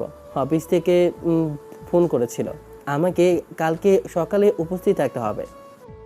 জানি ভাইয়া, তুমি কেন চলে যাচ্ছ, আমি সব জানি। আমিও যাব তোমার সাথে। কি জানিস তুই? কিসের কথা বলছিস? তুই এখানে থাকবি ইরার সাথে। যেহেতু এটা মাত্র 3 দিনের ট্যুর, তাই আমি আর আসতে পারবো না এখানে। তোর কষ্ট করে বাসায় যেতে হবে না, আমি গাড়ি পাঠিয়ে দেব। না, আমিও যাব। তুমি কোথায় এড়িয়ে যাওয়ার চেষ্টা করো না। আমি এটা জানি মিম ম্যামই হচ্ছে তোমার ফুফাতো বোন, তাই আমিও যাব তোমার সাথে, এখানে থাকবো না। চুপচাপ রইলাম, প্লিজ একটু বোঝার চেষ্টা কর। আমি ওখানে অফিসে যাচ্ছি, তুই থাকবি ইরার সাথে। আমি ইরাকে বলে যাব। তারপর অনেক বুঝিয়ে নাবিলাকে ইরার কাছে রেখে আমি রওনা দিলাম। রাত 3টায় এসে পৌঁছালাম ঢাকা। এদিকে মিম নিজেকে অনেক কষ্ট দিচ্ছে। খাওয়া দাওয়া বন্ধ করে দিয়েছে। পরদিন সকালে সবাই নাস্তা করার জন্য একসাথে হলো। তখন প্রিন্সিপাল স্যার বললেন, আমাদের মিম ম্যাম কই? তাকে দেখতে পাচ্ছি না। তখনই একজন ওয়েটার এসে বলল, স্যার, আপনাদের একজন কালকে দুপুর থেকে কোনো প্রকার কোনো খাবার খাচ্ছে না। দুপুর এবং রাতে খাবার দেওয়ার জন্য যখন রুমে দরজা নক করলাম, তখন ভিতর থেকে বলল সে নাকি এখন খাবে না। ও আচ্ছা, আমরা দেখছি ব্যাপারটা। সবাই মিলে ম্যামের রুমে যায় খাবার নিয়ে। দরজা নক করার পর ম্যাম খুলে দেয় দরজা। ম্যামের চেহারা একদম শুকিয়ে গেছে, কালি পড়ে গেছে। মনে হয় সারাদিন শুধু কান্নাই করেছে। স্যার সব কিছু জিজ্ঞেস করলে ম্যাম বলে কিছুই হয়নি, তার একটু অসুস্থ লাগছে। স্যার বলে খাবারগুলো খেয়ে একটু রেস্ট নিতে। স্যার সবাইকে নিয়ে চলে গেল বিভিন্ন জায়গায় ঘুরে দেখতে। নাবিলা আর ইরা গেল ম্যামের রুমে। নাবিলা চুপচাপ দাঁড়িয়ে আছে। ইরা ম্যামকে বলল, ম্যাম, ওগুলো খেয়ে নিন, আপনি তো অসুস্থ হয়ে পড়েছেন। আমি খাবো না। অসুস্থ হলে কি হয়েছে? আমি যে বড় ভুল করে ফেলেছি, ক্ষমা চাইবো যতক্ষণ পর্যন্ত মাফটা করে সিয়াম আসে নেই। তখনই নাবিলা বলে, আসবে কি করে? সে তো কালকে বিকেলে চলে গেছে ঢাকায়, একমাত্র ম্যাম আপনার জন্য। আপনার ভালোবাসা এতটা ঠুনকো, এতটুকুতেই বিশ্বাস করে ফেলেন। আমিও চলে যেতাম, শুধুমাত্র ভাইয়ের কথাতেই আছে এখানে। কি বলছো? সিয়াম চলে গেছে? এটা দেখে নাবিলার মন গলতে থাকে। ইরা নাবিলাকে বলে, নাবিলা, তুমিও ম্যামের ওপর রেগে থেকো না প্লিজ। দেখতে দেখতে পাচ্ছ ম্যাম তোমার ভাইকে কতটা ভালোবাসে। তুমি রাগ করে থেকো না। একটা জিনিস ভাবো, যদি কেউ তার প্রেমিকা বা প্রেমিকের ব্যাপারে যদি এমন কোনো কিছু শুনে, তাহলে এটা তাড়াতাড়ি বিশ্বাস করে, কারণ তাকে সে সবচেয়ে বেশি ভালোবাসে, হারাতে চায় না, তাই সন্দেহটাও বেশি করে। এটা বুঝতে চেষ্টা করো। এরপর আরও অনেকভাবে নাবিলাকে বোঝায়। নাবিলা বুঝতে পারে, তাই সে রাজি হয়ে যায় মিমকে সাহায্য করার জন্য। মিম আর সিয়ামকে এক করে দেওয়ার জন্য রাজি হয়। এদিকে আমি পরদিন সকালে ঢাকায় অফিসে মিটিংয়ে অ্যাটেন্ড করি। মিটিং শেষে অফিসের এমডি বলে, বাবা সিয়াম, তোমাকে একটা কথা বলতে চাইছিলাম। হ্যাঁ আঙ্কেল বলুন, অসুবিধা নেই। এই জন্য অনুমতি নিতে হয় নাকি? আসলে বাবা, আমার বয়স হয়ে যাচ্ছে, আমি আর অফিস সামলাতে পারছি না। আমি বলতে চাচ্ছি। আমি বুঝে গেছি আঙ্কেল, অসুবিধা নেই। যে কোনো সময় আবার আমার সাথে যোগাযোগ করতে পারেন, অসুবিধা নেই। তবে আমি আপনার অ্যাকাউন্টে কিছু টাকা দিচ্ছি, আপনি ভালোভাবে বাকি জীবনটা কাটান। যদি কখনো কিছুর প্রয়োজন পড়ে আমার কথা অবশ্যই মনে করবেন। ধন্যবাদ বাবা, তবে আমার টাকাগুলো লাগবে না। এই নাও, এই খাতাটাই তোমার সকল হিসাব পই পই করে দেওয়া আছে। তা না হয় মানলাম হিসাব আছে, তবে টাকাগুলো না নিলে আমি খুব কষ্ট পাবো। আচ্ছা বাবা, ঠিক আছে, নিব। তাহলে আগামী 20 তারিখ থেকে আমি আসতে পারবো না বাবা। ঠিক আছে, এখন থেকে আমি অফিসে আসব। তারপর বাসায় এসে আমি ভাবি মিমকে আর কখনো দেখতে চাই না, তাই পড়ালেখা বাসা থেকেই করবো। শুধু পরীক্ষা দিবো ভার্সিটিতে, সময় মতো অফিস করব। হঠাৎ মনে হলো মিম বলেছিল আমার মা অসুস্থ। আমি সিদ্ধান্ত নিলাম 20 তারিখের আগে বাসা থেকে একবার ঘুরে আসবো, তবে কেউ যেন জানতে না পারে সেইভাবে। আমি আমার বন্ধুর সাথে যোগাযোগ করলাম। পরে তারা যা জানালো, অফিসের সব কাজ শেষ করে আমার মায়ের কথা মনে পড়লো। অনেকদিন তাদের দেখি না, তাই বন্ধুদের কল করলাম। একবার রিং হওয়ার পর ধরলো। আসসালামু আলাইকুম, কে বলছেন? ওয়ালাইকুম আসসালাম। ভাব করছিস কেন? কিছুদিন আগে না তোর সাথে কথা বললাম? আমি সিয়াম। কোন সিয়াম? আমি কোনো সিয়ামকে চিনি না। আরে ভাই, সত্যি ভুল হয়ে গেছে। আমি যেতে চেয়েও যাইনি। আজকে সন্ধ্যায় রওনা দিব পাক্কা। আর কেমন আছিস? আলহামদুলিল্লাহ, ভালো আছি। আচ্ছা, ঠিক বলছি তো? তুই সন্ধ্যায় আসবি? আরে রেডি হচ্ছি, সন্ধ্যায় রওনা দিব। আর মা বাবার কি খবর? তোর মার অবস্থা খুব বেশি একটা ভালো না। আজকে হয়তো হসপিটালে নিয়ে গেছে। প্রেশার অনেকটা বেড়ে গেছে, হার্ট অ্যাটাকের ঝুঁকি আছে। আচ্ছা আমি আসছি, এখন রেডি হতে হবে, রাখি। আচ্ছা ঠিক আছে। তারপর আমি কলটা কেটে দিয়ে সব কিছু রেডি করতে থাকলাম। আজকে রাতে হয়তো পৌঁছাবো, কালকে সারাদিন থেকে রাতে রওনা দিব। পরশু দিন একদম এসে পৌঁছাবো ঢাকায়। তারপর বিকেলের দিকে রওনা দিলাম টাঙ্গাইলের উদ্দেশ্যে। কিছু ঘন্টা সফর করার পর পৌঁছে গেলাম টাঙ্গাইল সদরে। বন্ধুদের ফোন দিলাম, একটু পরে তারা হাজির। আমি দূর থেকে তাদের দেখে এগিয়ে গেলাম। বন্ধুরা আমাকে দেখে বলল, সিয়াম, কেমন আছিস বন্ধু? অনেকটা পরিবর্তন হয়ে গেছিস। আলহামদুলিল্লাহ ভালো আছি, তোরা কেমন আছিস? আর পরিস্থিতি পরিবর্তন হতে বাধ্য করেছে আমায়। আচ্ছা তাহলে চল আমাদের বাসায় আগে। আর গাড়িটা কার? আরে গাড়িটা আমার, আর এখনই বাসায় যাব না, আগে বাবা মাকে দেখতে যাব। তবে একটা ছদ্মবেশ নিয়ে যেতে হবে, আমি চাই না তারা আমাকে দেখুক। এখনো অভিমান করে থাকিস না বন্ধু, তোর বাবা মা আসলে অনেক কঠিন পরিস্থিতিতে আছে, আর মারিয়া নিজের দোষ স্বীকার করেছে। তুই চলে যা কিছুদিন পরেই। মারিয়ার কথা আর আমার সামনে বলিস না, শুনতে ইচ্ছা করে না। আর চল কি করা যায় দেখে। এরপর আমরা গাড়িতে বসলাম সবাই। আমি জিজ্ঞেস করলাম ওদের, শুনলাম মার অবস্থা নাকি খুব খারাপ। মা কোথায়? হ্যাঁ আন্টি, অবস্থা খারাপ, হসপিটালে ভর্তি। আগে চলো হসপিটালে যাই। আমাদের সিনিয়র ভাই হিমেল ছিল না, উনি তো ডক্টর হয়েছে, উনি আন্টির চিকিৎসা করছেন। তাহলে হিমেল ভাইয়ের সাথে কথা বলে একটু ব্যবস্থা করে দে না, মার সাথে একটু দেখা করি, সামনে যাব না। তারপর বন্ধুরা হিমেল ভাইকে ফোন করে, অনেকক্ষণ ধরে কথা বলে। শেষ পর্যন্ত হিমেল ভাই একটা বুদ্ধি দেয়। আমি ডাক্তারের ড্রেস পরে মাকে দেখতে যাব, মাস্ক পরা থাকবে, তাই কেউ চিনবে না। সব কিছু প্ল্যানিং করা শেষ করলাম। কালকে সকালে যাব। বন্ধুর বাসায় এসে রাতের খাবার খেয়ে শুয়ে পড়লাম। আঙ্কেল আন্টি গ্রামের বাসায় গেছে। আঙ্কেলের সাথে দেখা করার খুব ইচ্ছে ছিল, ওনারা খুব ভালো মানুষ। এদিকে ইরা আর নাবিলা মিমকে নিয়ে বাইরে বের হয়। বাইরে যদি একটু মিমের মন ভালো হয়। নাবিলা বলে, ভাবি, তুমি চিন্তা করো না, আমরা দুজন মিলে ভাইয়াকে বোঝানোর চেষ্টা করব। নাবিলা, আমি তোমার ভাইয়াকে অনেক আগে দেখেছি। তোমার ভাইয়া সহজে অভিমান করে। আমি তো অনেক বড় ভুল করে ফেলেছি। ম্যাম নিজেকে দোষারোপ করবেন না, আমরা দেখছি কি করা যায়। আচ্ছা ঠিক আছে। এদিকে আমি সকাল সকাল উঠে রেডি হলাম, নাস্তা করে হাসপাতালে ঢুকলাম। হিমেল ভাইয়ের সাথে দেখা করলাম। হিমেল ভাই কিছু কাপড় দিল, সেগুলো পরে নিলাম। তারপর হিমেল ভাই আর আমি মার কেবিনের দিকে যেতে থাকলাম। কেবিনে গিয়ে দেখি সামনে দেখি ভাইয়া আর সাথে একজন মহিলা দাঁড়িয়ে আছে। আমি হিমেল ভাইকে বললাম, ভাইয়া, আমার ভাইয়ের সাথে ওই মহিলাটাকে? ওটা হচ্ছে তোমার ভাইয়ের বউ, মানে তোমার ভাবি। আর তোমার একটা ভাইপো আছে, নাম নোমান। ও, আমার ভাইয়া বিয়েও করেছেন? চুপ থাকো, সন্দেহ করতে পারে। যতই হোক তোমার বাবা মা ভাই তারা। তারপর আমি আর হিমেল ভাই মার কেবিনে গেলাম। গিয়ে দেখি বাবা মার পাশে একটা বাচ্চাকে কোলে নিয়ে বসে আছে। হয়তো ওই হচ্ছে নেভান। বাবা আমার দিকে কীভাবে যেন তাকিয়ে আছে। এটা বুঝতে পেরে হিমেল ভাই বলল, আঙ্কেল, আপনি একটু বাইরে যান, আন্টিকে দেখতে ঢাকা থেকে ডাক্তার আসছেন। তারপর বাবা চলে গেল। তারপর আমি মাকে দেখলাম, একদম শুকিয়ে গেছে, খুব দুর্বল। আমি হিমেল ভাইকে জিজ্ঞেস করলাম, ভাইয়া, মায়ের কি সমস্যা হয়েছে?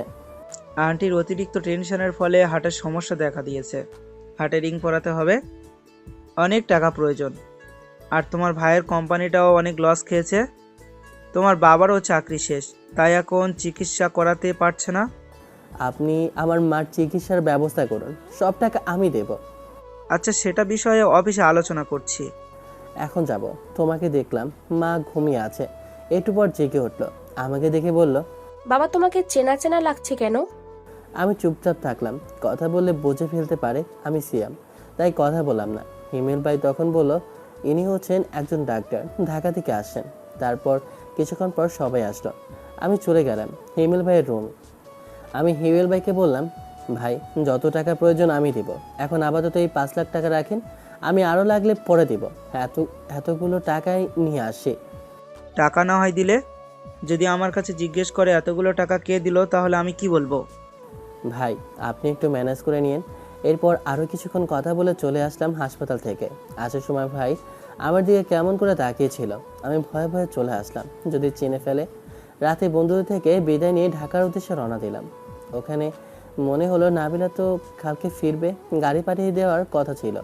আমি যাই, গিয়ে নিয়ে আসি। তারপর আমি গাড়িটা নিয়ে যমুনা সেতু হয়ে কক্সবাজারের দিকে চলে গেলাম। এদিকে পরদিন সকালে মিম অনেকটা মন হালকা ফিল করছিল। নাবিলা, ইরা আর মিম যখন হোটেলের দিকে যাচ্ছিল, তখন ভার্সিটির একটা শিক্ষক মিমের সমবয়সী হবে, নাম ওমর ফারুক, মিমকে ডেকে বলে, এই যে ম্যাম, আপনার সাথে কিছু পার্সোনাল কথা ছিল, কিন্তু এখন বলতে পারছি না, তাই কালকে সকালে একটু দেখা করবেন। আরে স্যার, এখনই বলুন কি কথা এখানে? কালকে সকালে বলবো নি। তারপর ওমর স্যার সেখান থেকে চলে যায়। তখনই সিয়ামের ফোন আসে নাবিলার ফোনে। সিয়াম জানায় কালকে সকালেই পৌঁছে যাবে সিয়াম নাবিলাকে নিতে।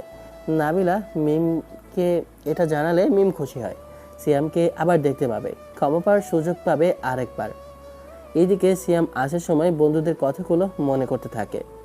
নাবিলাকে নিয়ে আসার জন্য সিয়াম আবার কক্সবাজারের দিকে রওনা দেয়। আসার সময় বন্ধুদের বলা কথাগুলো মনে আসে। টাঙ্গাইল থেকে আসার আগে বন্ধুদের সবটা জানিয়েছিল মিমের ব্যাপারে। মারিয়া যখন নিজের ভুল স্বীকার করে তা জানার পর তখন মিম অনেক কান্না করে। মিম আসলেও তোকে ভালোবাসতো, তাই তোর পাশে অন্য কাউকে সহ্য করতে পারে না। দেখ, তুই মিমকে মেনে নে। দেখি কি করা যায়। আমার বাবা মাকে নিয়ে কথা আমি একদম পছন্দ করি না, যা বলার আমাকে বলতো। বাবা মাকে নিয়ে কথা বলা আমার একদম ভালো লাগে নাই। দেখ, মেনে নিবে কিনা তোর ব্যাপার, আমাদের কাছে জিজ্ঞাসা করলে আমরা বলবো অবশ্যই মেনে নেওয়া উচিত। তাই বন্ধুদের কথা মনে পড়লো। এখন আমার কি করা উচিত? আমি কি মেনে নেব? রাত 3টার সময় চট্টগ্রামে এসে পৌঁছালাম কক্সবাজারে। হোটেলে যাওয়া যাবে না, তাই গাড়িতেই কোনো মতে ঘুমিয়ে পড়লাম অ্যালার্ম দিয়ে। সকাল 6টায় ঘুম ভাঙলো অ্যালার্মের শব্দে। ঘুমটা কম হয়, মাথাটা ব্যথা করছে। একটু পর আমি নাবিলার রুমে চলে গেলাম। নাবিলা আমাকে দেখে বলছে, ভাইয়া, তুমি এত সকাল সকাল এখানে কিভাবে আসলে? আরে আমি আসছি রাত 3টায়, অনেক ক্লান্ত লাগছে, তাই গাড়িতেই ঘুমিয়ে পড়েছিলাম। হোটেলের আসেনি, কিন্তু এখন মাথা ব্যথা করছে। চল একটা কফি খেয়ে আসি। আচ্ছা চলো, আরেকটা কথা বলতে চাচ্ছিলাম। আমার সাথে কথা বলতে অনুমতি নিচ্ছিস? আমাকে ফোর করে দিলি নাকি? আচ্ছা বল, কি বলবে? সরি ভাইয়া, আসলে তুমি এক লাইন বেশি বোঝো। আচ্ছা, যেটা বলতে চাইছিলাম, মিম ম্যামকে তুমি মেনে নাও, অনেক ভালো, তোমাকে অনেক ভালোবাসবে। একটা কি জিনিস খেয়াল করে দেখো, তোমাকে ভালোবাসতে বলেই ইরাকে তোমার পাশে সহ্য করতে পারে নাই। বেশি কথা বাদ দিয়ে এখন চল তো, আমার মাথা ব্যথা করছে। আর এই বিষয়ে পরে কথা বলবো, আর ভেবে দেখবো কি করা যায়। আচ্ছা চলো যাই কফি শপে। এদিকে মিম ওমর স্যারের কথা অনুযায়ী সকাল সকাল দেখা করে সমুদ্রের ধারে। তারপরে মিম বলে, আচ্ছা স্যার, কি যেন বলতে চাইছিলেন কালকে, বলেন। আচ্ছা বলবো, কিন্তু এইখানে না, চলেন একটা কফি খাই আর কথাটা বলি। আচ্ছা চলেন। দুজনে মিলে কফি শপে গিয়ে একটা টেবিলে বসলো, 2টা কফি অর্ডার করলো। তখনই ওমর বলল, আচ্ছা তাহলে আমার এখন কথাটা বলে দেওয়াই উচিত। তারপর ওমর পকেট থেকে একটা গোলাপ ফুল বের করে মিমের সামনে হাঁটু গেড়ে বসে ফুলটি এগিয়ে বলল, আমি কখনো প্রেম করিনি, তাই কিভাবে প্রপোজ করতে হয় জানি না। ভার্সিটিতে প্রথম দিন আপনাকে দেখার পর আমার হৃদয়ে আপনার জন্য একটা জায়গা তৈরি হয়, একটু ভালো লাগা তৈরি হয়। কখন যে ভালো লাগা থেকে ভালোবাসা তৈরি হয়েছে আমি জানি না। তাই আজকে আমি আপনাকে একটা কথাই বলতে চাই, I love you Mim, I love you so much. Mim কি করবে বুঝতে পারছে না, সরাসরি নাও করতে পারছে না, তাই ভাবলো ফুলটা হাতে নিয়ে ভালোভাবে বুঝিয়ে বলে। ফুলটা যে হাতে নিয়েছে মিম, দরজার দিকে তাকিয়ে দেখে সিয়াম আর নাবিলা দাঁড়িয়ে আছে এবং মিমদের দেখছে। এদিকে সিয়াম আর নাবিলা কফি শপে এসে দেখে মিম ওমর স্যারের সাথে আছে এবং ওমর স্যার মিমকে প্রপোজ করছে। মিম ফুলটি হাতে নিয়ে দাঁড়িয়ে আছে। সাথে সাথে সিয়াম আর নাবিলা কোনো কথা না বলে সেখান থেকে চলে যায় হোটেলের দিকে। সিয়াম নাবিলাকে বলে, নাবিলা তুই তোর ব্যাগটা নিয়ে আয়, আমি গাড়িতে যাচ্ছি। যেহেতু সবার আজকে ঢাকা ব্যাক করার কথা ছিল, ব্যাগটা গোছানো হয়েছিল। আচ্ছা ভাইয়া। সিয়াম গাড়িতে বসে ভাবতে থাকলো, আমি মিমের সাথে ওমর স্যারকে দেখে কেন কষ্ট পাচ্ছি। মিম তো এখন আর আমার কেউ না, যদিও বা ফুফাতো বোন, তবে ওমর স্যার ছেলে হিসেবে ভালোই। তাহলে কেন আমি কষ্ট পাচ্ছি বুঝতে পারছি না। মিমেরও তো স্বাধীনতা আছে, যার সাথে খুশি থাকবে তার সাথেই থাকবে। আমি কেন কষ্ট পাচ্ছি? নিচের চুলগুলো টেনে টেনে ছিঁড়তে মন চাচ্ছে। প্রচণ্ড অভিমানে আমার ভালোবাসা একটুও কমেনি তার প্রতি। তবে এখন সে নিচে পথ বেছে নিয়েছে, আমার আর কিছু করার নেই। নাবিলা চলে আসলো। গাড়িতে বসা মাত্রই আমি গাড়ি স্টার্ট করলাম এবং ঢাকার উদ্দেশ্যে বেরিয়ে পড়লাম। এদিকে মিম যখন দেখলো আমি আর নাবিলা দাঁড়িয়ে থেকে চলে যাচ্ছিলাম, তখনই ওমর স্যারকে বলে, দেখুন স্যার, আমি আপনাকে কখনো এই নজরে দেখিনি, সবসময় বড় ভাই মনে করেছি। এখন আপনাকে সবটা খুলে বলার সময় নেই, আগে আমার ভালোবাসার ভুল ভাঙিয়ে নিই। এই বলে মিম দৌড়ে চলে এলো হোটেলের দিকে। এসে দেখে সিয়াম আর নাবিলা কোথাও নাই। নাবিলার খোঁজ নিতে হোটেলের রিসিপশনে যায়। গিয়ে জানতে পারে সিয়াম আর নাবিলা চলে গেছে। প্রিন্সিপাল স্যারের কাছে বলে মিম ও ঢাকার দিকে রওনা দেয়। মিম ঠিক করে আজকে যেভাবেই হোক সিয়ামের ভুল ভাঙাতেই হবে, না হলে অনেক সমস্যা হয়ে যাবে। এদিকে সিয়াম নাবিলাকে উদ্দেশ্য করে বলে, নাবিলা আর কোনোদিন যদি তুই আমাকে মিমের ব্যাপারে কিছু বলিস, তবে সেই দিনই আমার তোর সাথে শেষ দিন। আমি কোথাও চলে যাব, আমি নিজেও জানি না। ভাইয়া তুমি প্লিজ এমন কথা বলো না, আমি কখনো তোমার কথার অবাধ্য হব না। জীবনে ওই মেয়ের নাম মুখেও আনবো না। আমি তো দেখলামই কাহিনী। অনেকটা পর জার্নি করার পর দুপুর 3টায় আমাদের বাসায় পৌঁছে গেলাম। গাড়িটা পার করে আমি সোজা চলে গেলাম আমার রুমে। গিয়ে বাথরুমে ঝর্ণা ছেড়ে দিয়ে নিচে বসে পড়লাম। আজকের ঘটনা দেখে নিজেকে সেই প্রথম দিনের মতো অসহায় লাগতে লাগলো। একবার ভাবলাম নিজেকে শেষ করে দেই, কিন্তু আমাকে বাঁচতে হবে। নাবিলার জন্য হলেও আমাকে বাঁচতে হবে। পাক্কা 3 ঘন্টা পর কোনো মতে কাপড় চেঞ্জ করে বিছানা শুয়ে পড়লাম। এরপর আমার আর কিছু মনে নেই। তারপর যখন আমার চোখ খুললো, তখন আমি নিজেকে হাসপাতালে আবিষ্কার করলাম। পাশে তাকিয়ে দেখি নাবিলা বসে আছে চেয়ারে। আমাকে চোখ খুলতে দেখে ডাক্তারকে ডেকে আনলো। ডাক্তার একটা চেক আপ করে বলল, স্যার, আপনার মাথায় অনেক চাপ পড়েছিল এবং অনেকক্ষণ যাবৎ পানিতে ভেজার ফলে জ্বর হয়েছে। আপনার শরীর এখন দুর্বল, 2-3 দিন রেস্ট করেন, ঠিক হয়ে যাবে। আচ্ছা ঠিক আছে, আমি কবে বাসে যেতে পারবো? পরশুদিন যেতে পারেন। কোনো প্রয়োজনে আমাকে ডাকবেন। এখন আমি আসি। ডাক্তার চলে গেল। নাবিলা বলল, ভাইয়া তুমি চিন্তা করো না, আমি খাবার নিয়ে আসছি এক্ষুনি। তোর যেতে হবে না, অর্ডার দে, চলে আসবে। এটা আমাদের হসপিটাল, জানিস না? এদিকে মিম ঢাকা ব্যাক করার পর সরাসরি সিয়ামদের বাসায় চলে আসে। এসে দেখে গেটে তালা। দারোয়ানকে জিজ্ঞেস করলে বলে সিয়াম অসুস্থ, হাসপাতালে আছে। মিম দেরি না করে চলে যায় হাসপাতালে। গিয়ে সিয়ামের কেবিন খুঁজতে থাকে। এক পর্যায়ে সিয়ামের কেবিন পেয়েও যায়। দরজায় দাঁড়িয়ে দেখে সিয়াম খাবার খাওয়ার পর ওষুধ খাচ্ছে। তাই দ্রুত গিয়ে সিয়ামের পায়ে পড়ে যায় মিম আর বলে, সিয়াম, তুমি ওই দিন যা দেখেছো ভুল দেখেছো। আমার সাথে ওমর স্যারের কোনো সম্পর্ক নেই। এই যে ম্যাম, আপনি এখান থেকে সসম্মানে চলে যান। আমি কি আপনাকে কোনো বিধি নিষেধ করেছি? আপনি যার সাথে ইচ্ছে যা খুশি করতে পারেন। আমি কেউ না এইসব বলার। আমি বুঝি না কেন আমার পিছনে পড়ে আছেন। এই নাবিলা, ম্যামকে গেটের রাস্তাটা দেখিয়ে দে তো, আমার ভালো লাগছে না। এরপর নাবিলা মিমকে নিয়ে কেবিনের বাইরে চলে আসে। মিম বলে, তুমি একটু ওকে বোঝাও প্লিজ। নাবিলা মিমকে উদ্দেশ্য করে বলে, দেখুন ম্যাম, আপনার মতো বিশ্বাসঘাতকের জন্য আমি আমার ভাইকে হারাতে পারবো না। আপনি দয়া করে চলে যান এখান থেকে। তখনই মিম একটা দৌড় দেয় হাসপাতালের বাইরে দিকে। তারপর কান্না করতে করতে চলে যায় বাসার উদ্দেশ্যে। ঢাকা থেকে টাঙ্গাইল আসতে সময় লাগবে কিছুটা।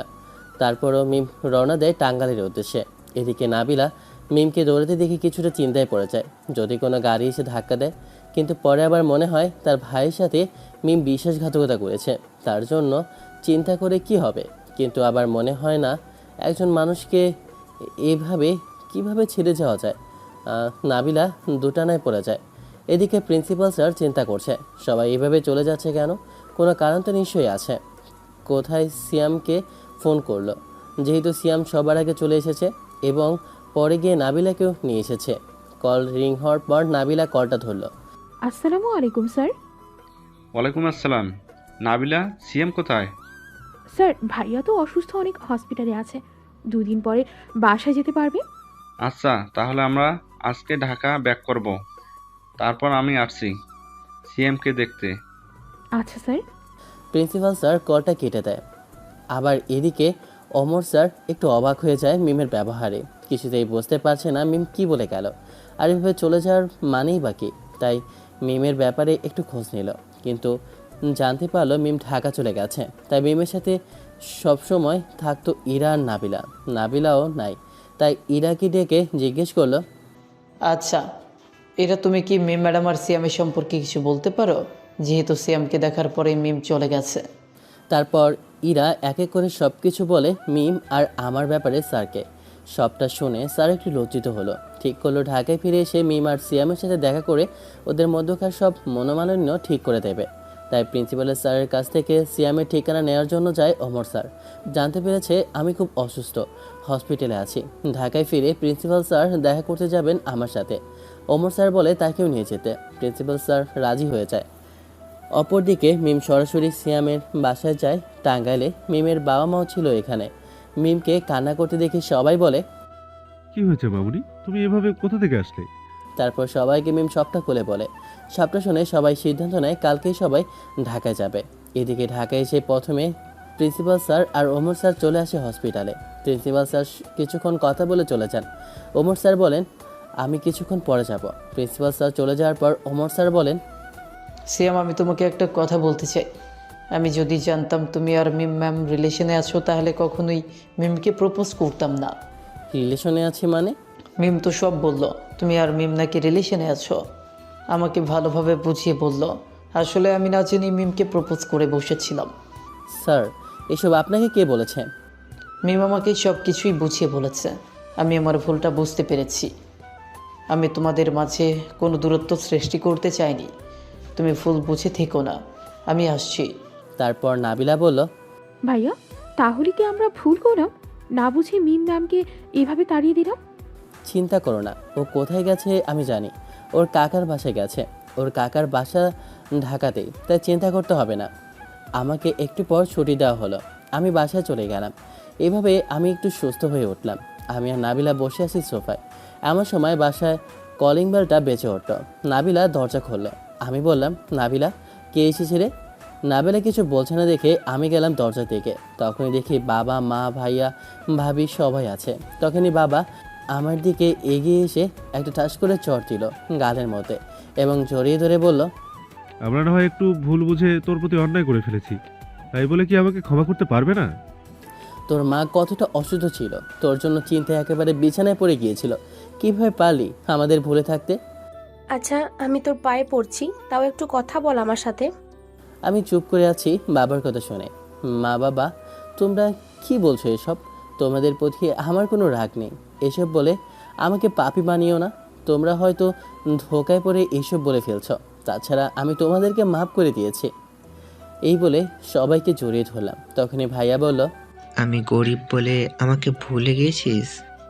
তারপর আমি গিয়ে ভাইয়াকেও জড়িয়ে ধরলাম। তারপর আমি জিজ্ঞেস করলাম, ভাইয়া ওনারা কারা? মনে হচ্ছে ভাবি। এটা আমার ভাসতে, তাই তো? একদম ঠিক বলেছিস। তারপর মা বাবা নাবিলার দিকে ইশারা করে বলে, এই মিষ্টি মেয়েটা কে রে বাবা? তোমাদের পরিচয় করে দেই। এই হচ্ছে আমার কলিজার টুকরা একমাত্র আদরের ছোট বোন নাবিলা। আর নাবিলা ওনারা হচ্ছেন বাবা মা, ভাইয়া আর ভাবি। আসসালামু আলাইকুম আঙ্কেল আন্টি। সিয়াম, তোর বোন এখনো আমাদের মা বাবা হিসাবে মেনে নিতে পারে নাই। মা বাবা? আমি আসলে একটু ভয় ছিলাম। তাছাড়া মা বাবা চলে যাওয়ার পর কেউ এভাবে বলে নাই। ভাইয়া কখনো মা বাবার অবুঝ বুঝতে দেয় নাই। আরে পাগলি মেয়ে, আমরাই তোর মা বাবা। হ্যাঁ, আজকে থেকে তুমি আমাকে বাবা আর ওনাকে মা বলে ডাকবে। আচ্ছা ঠিক আছে। এরপর সবাই কথা বলছিলাম। অনেক বছর পর সবাই একসাথে। নাবিলাও আজকে অনেক খুশি বাবা মাকে পেয়ে। এমন সময় মিম আর তার বাবা মা এসে হাজির। এসেই বলছে, সবাইকে ক্ষমা করে দিলে আমাকে কি ক্ষমা করা যায় না? আমি কি খুব বেশি অপরাধ করে ফেলেছি? অনেক বছর পর বাবা মার সাথে বসে কথা বলছিলাম। এমন সময় মিম আর মিমের বাবা মা এসে বলে, সবাইকে ক্ষমা করে দিলে সিয়াম, আমি কি খুব বড় ভুল করে ফেলেছি? আমাকে ক্ষমা করা যায় না? জবাব দাও সিয়াম। যদি তুমি সুসংবাদ শুনতে চাও তবে এখন একদম চুপ থাকো, কালকে এই বিষয়ে কথা হবে। মিমকে এ কথা বলার সময় সবাইকে ইশারা করলাম। সবাই আমার সাথে হ্যাঁ মিলালো। তখন আমি নাবিলাকে বললাম, নাবিলা তুমি সবার ব্যবস্থা করে দাও তো আপু। আচ্ছা যাচ্ছি ভাইয়া। পাশে থেকে ভাবি বলে উঠলো, আমিও যাচ্ছি ওকে সাহায্য করতে। তারপর দুজনে মিলে চলে গেল ওপরতলায় একটা রুম ঠিক করতে। আমি ফুপি আর আঙ্কেলকে ইশারা করলাম মিমকে পাঠিয়ে দিতে। ওনারা সেটা বুঝে মিমকে বললেন, মিম তুইও যা ওদের সাথে। যাচ্ছি এখন, কিন্তু কালকে যেন সুসংবাদ পাই, না হলে আমি নিজের কি করে ফেলবো তোমার কল্পনাও করতে পারবে না। এগুলো বলে মিম চলে গেল। মা বাবা বলছে, আচ্ছা সিয়াম, কোনোভাবে কি ক্ষমা করা যায় না মিমকে? হ্যাঁ যায়, তবে আমার কথা শুনতে হবে তোমাদের। কি কথা? আমরা রাজি আছি। তাহলে শুনুন কি বললাম, একটু পরেই জানতে পারবেন। আচ্ছা মিম কি তাহলে মানবে যদি কোনো কিছু করে বসে? আরে মানবে, আপনাদের যা বললাম তাই করেন তাহলেই হবে। তারপর সবার জন্য খাবার বাইরে থেকে অর্ডার করলাম, যেহেতু রান্না করা হয়নি এখনও বাসায়। সবাই মিলে রাতের খাবার খেয়ে যা যা রুমে শুয়ে পড়লাম। পরদিন সকালবেলা আমি আমার বন্ধুদের ফোন করলাম, করে সবটা খুলে বললাম। তারা সবাই ডেকোরেশনের আইটেমগুলো নিয়ে চলে আসলো। বাড়িটা সাজানো হচ্ছে। মা বাবা আমরা সবাই ড্রয়িং রুমে বসেছিলাম। তখনই মিম এসে বলল, আচ্ছা বাসাটা সাজাচ্ছ কেন? আমার সুখবর কি হলো? সব বলবো, তার আগে আমাকে একটা কথা দে আমার মাথা ছুঁয়ে। কি এমন কথা যে তোমার মাথা ছুঁয়ে প্রমিস করে তারপরে বলতে হবে? আগে কথা দে তারপরে বলবো। তোর সুখবর? প্রমিস করলাম, তুমি যা বলবে আমি তাই মেনে নেব। এখন হয়েছে? সুখবরটা হচ্ছে এই, আমরা সবাই মিলে তোমার বিয়ে ঠিক করেছি আজকেই। এটাই তোমার সুখবর। আর তুমি আমাকে কথাও দিয়েছো আমি যা বলবো তাই মানবে। আজকেই? আচ্ছা ঠিক আছে। পাত্র কে? পাত্র তোমার ভার্সিটিতেই পড়ে, স্টুডেন্ট। সিয়াম তো তোমাকে মেনে নিল না, তাই ওর সাথে তোমার বিয়ে হবে। মিম এই কথাটা শুনে একদম আকাশ থেকে পড়ে। যার সাথে মিমের বিয়ে হবে সে সিয়াম না, অন্য কেউ। সাথে সাথে মিম বলে, না বাবা, আমি বিয়েটা করতে পারবো না। সিএমকে ছাড়া আমি কাউকে বিয়ে করতে পারবো না। তুই কিন্তু তোর বাবার মাথায় হাত দিয়ে প্রমিস করেছিস। তুই যদি এখন প্রমিস না পূরণ করিস তাহলে তোর বাবা মারা যাবে। তুই কি চাস তোর বাবা মারা যাক? যদি না চাস তাহলে বিয়েটা করে নে। তোমরা আমার সাথে এটা করতে পারলে? তোমরা একটারও বারো ভেবে দেখলে না যে আমি ভালো থাকতে পারবো কিনা তার সাথে?